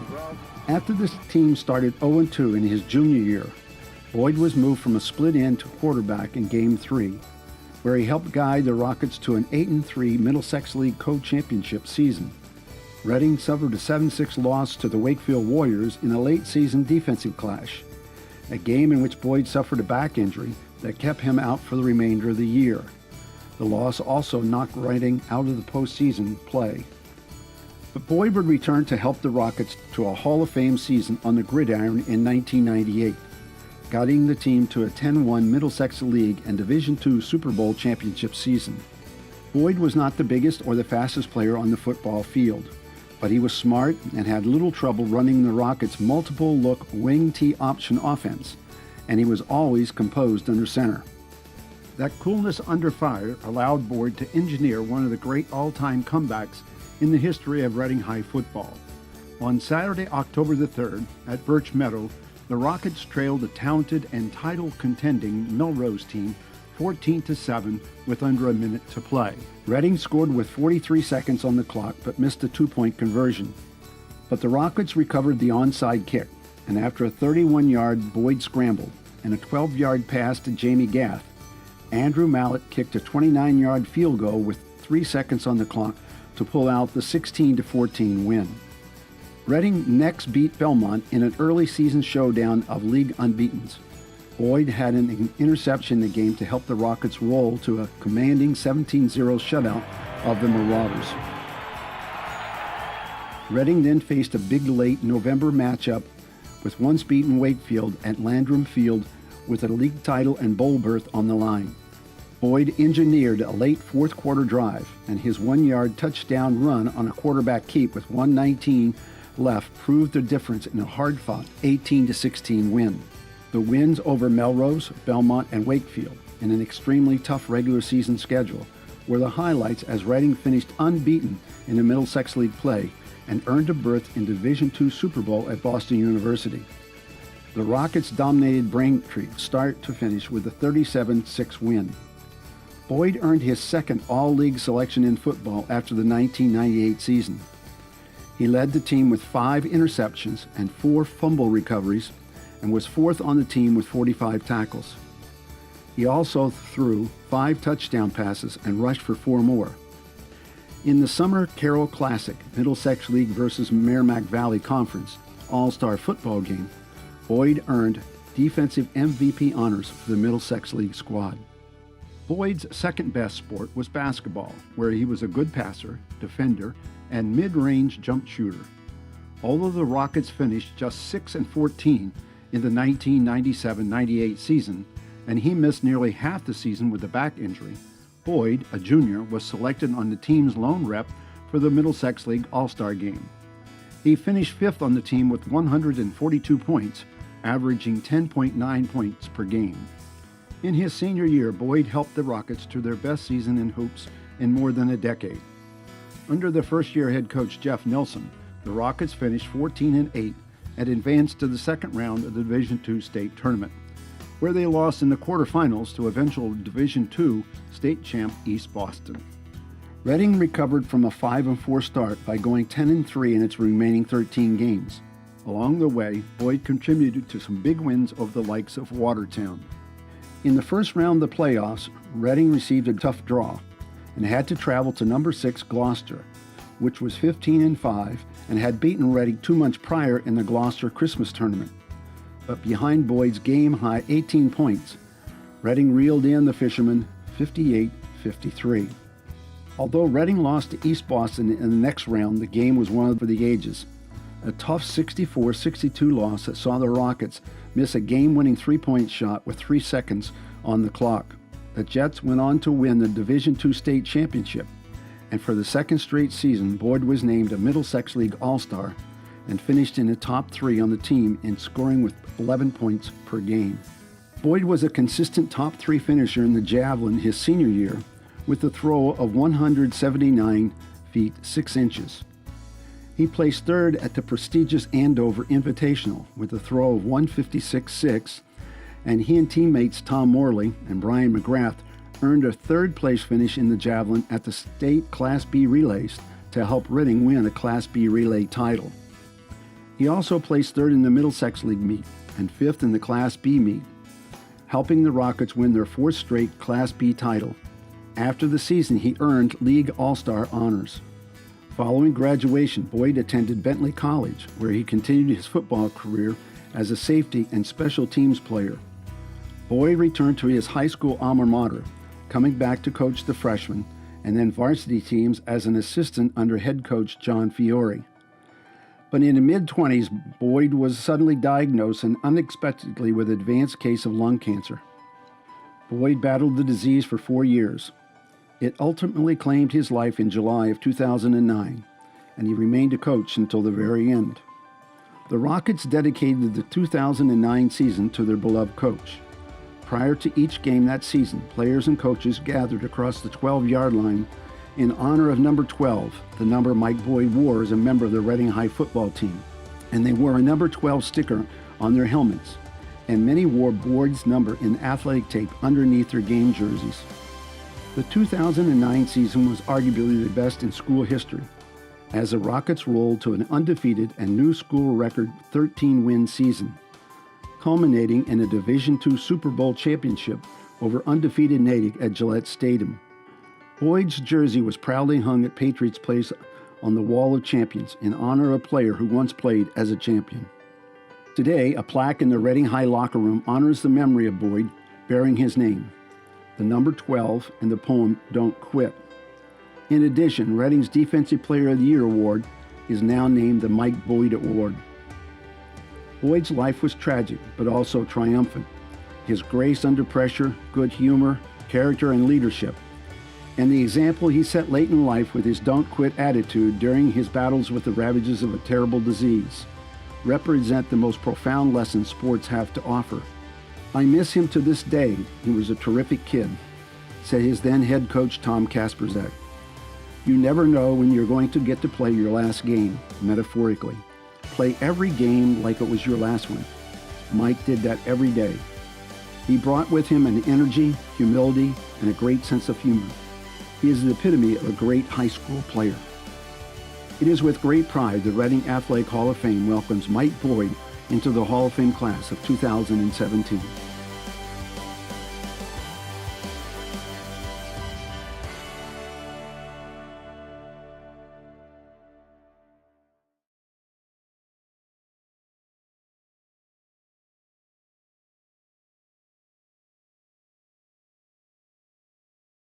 To accept on behalf of the Boyd family, please welcome a gentleman who is one of Mike's RMHS football coaches, a coaching colleague, as well as a close friend, Dwayne Sigsbury.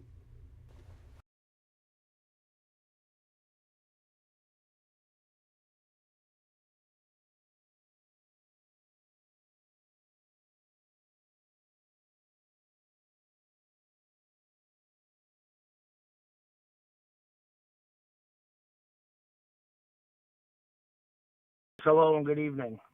My name is Dwayne Sigsbury, and I'm here to accept Michael Boyd's induction into the RMHS Hall of Fame. I'd first like to start off by thanking the Hall of Fame committee members that put together such a great night. I know all the hard work and dedication it takes to put this event together, and it's just an unbelievable, classy event, so thank you guys. I'd also like to congratulate all of the new inductees into the Hall of Fame. You're all great and well-deserving of this reward. Michael Boyd was a special young man, very deserving to be in this Hall of Fame. He was an unbelievable athlete at Reading Memorial High School.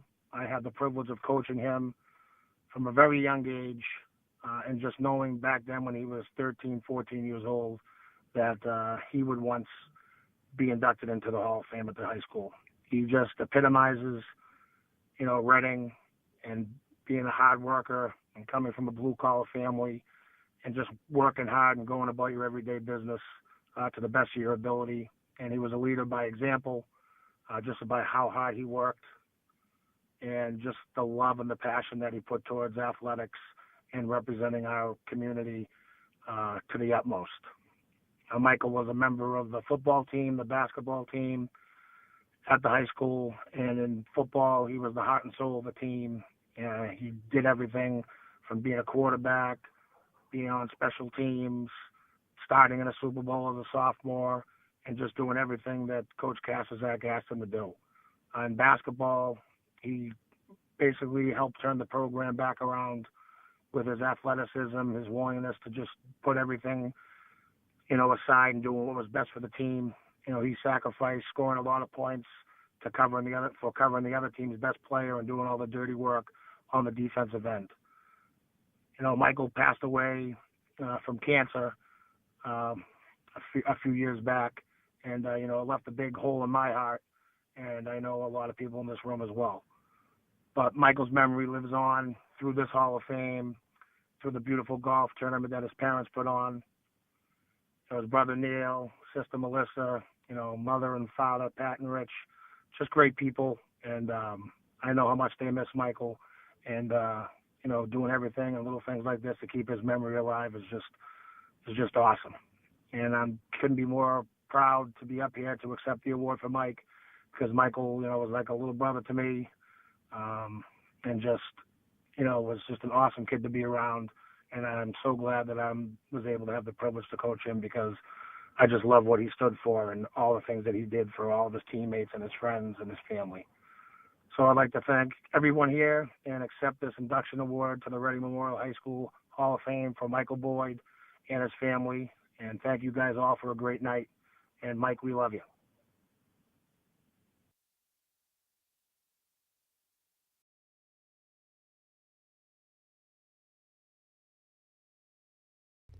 And how about a final congratulations for tonight's inductees, an exceptional group that comprised some of Reading High School's all-time greatest athletes and teams. And we will see you here again in 2019.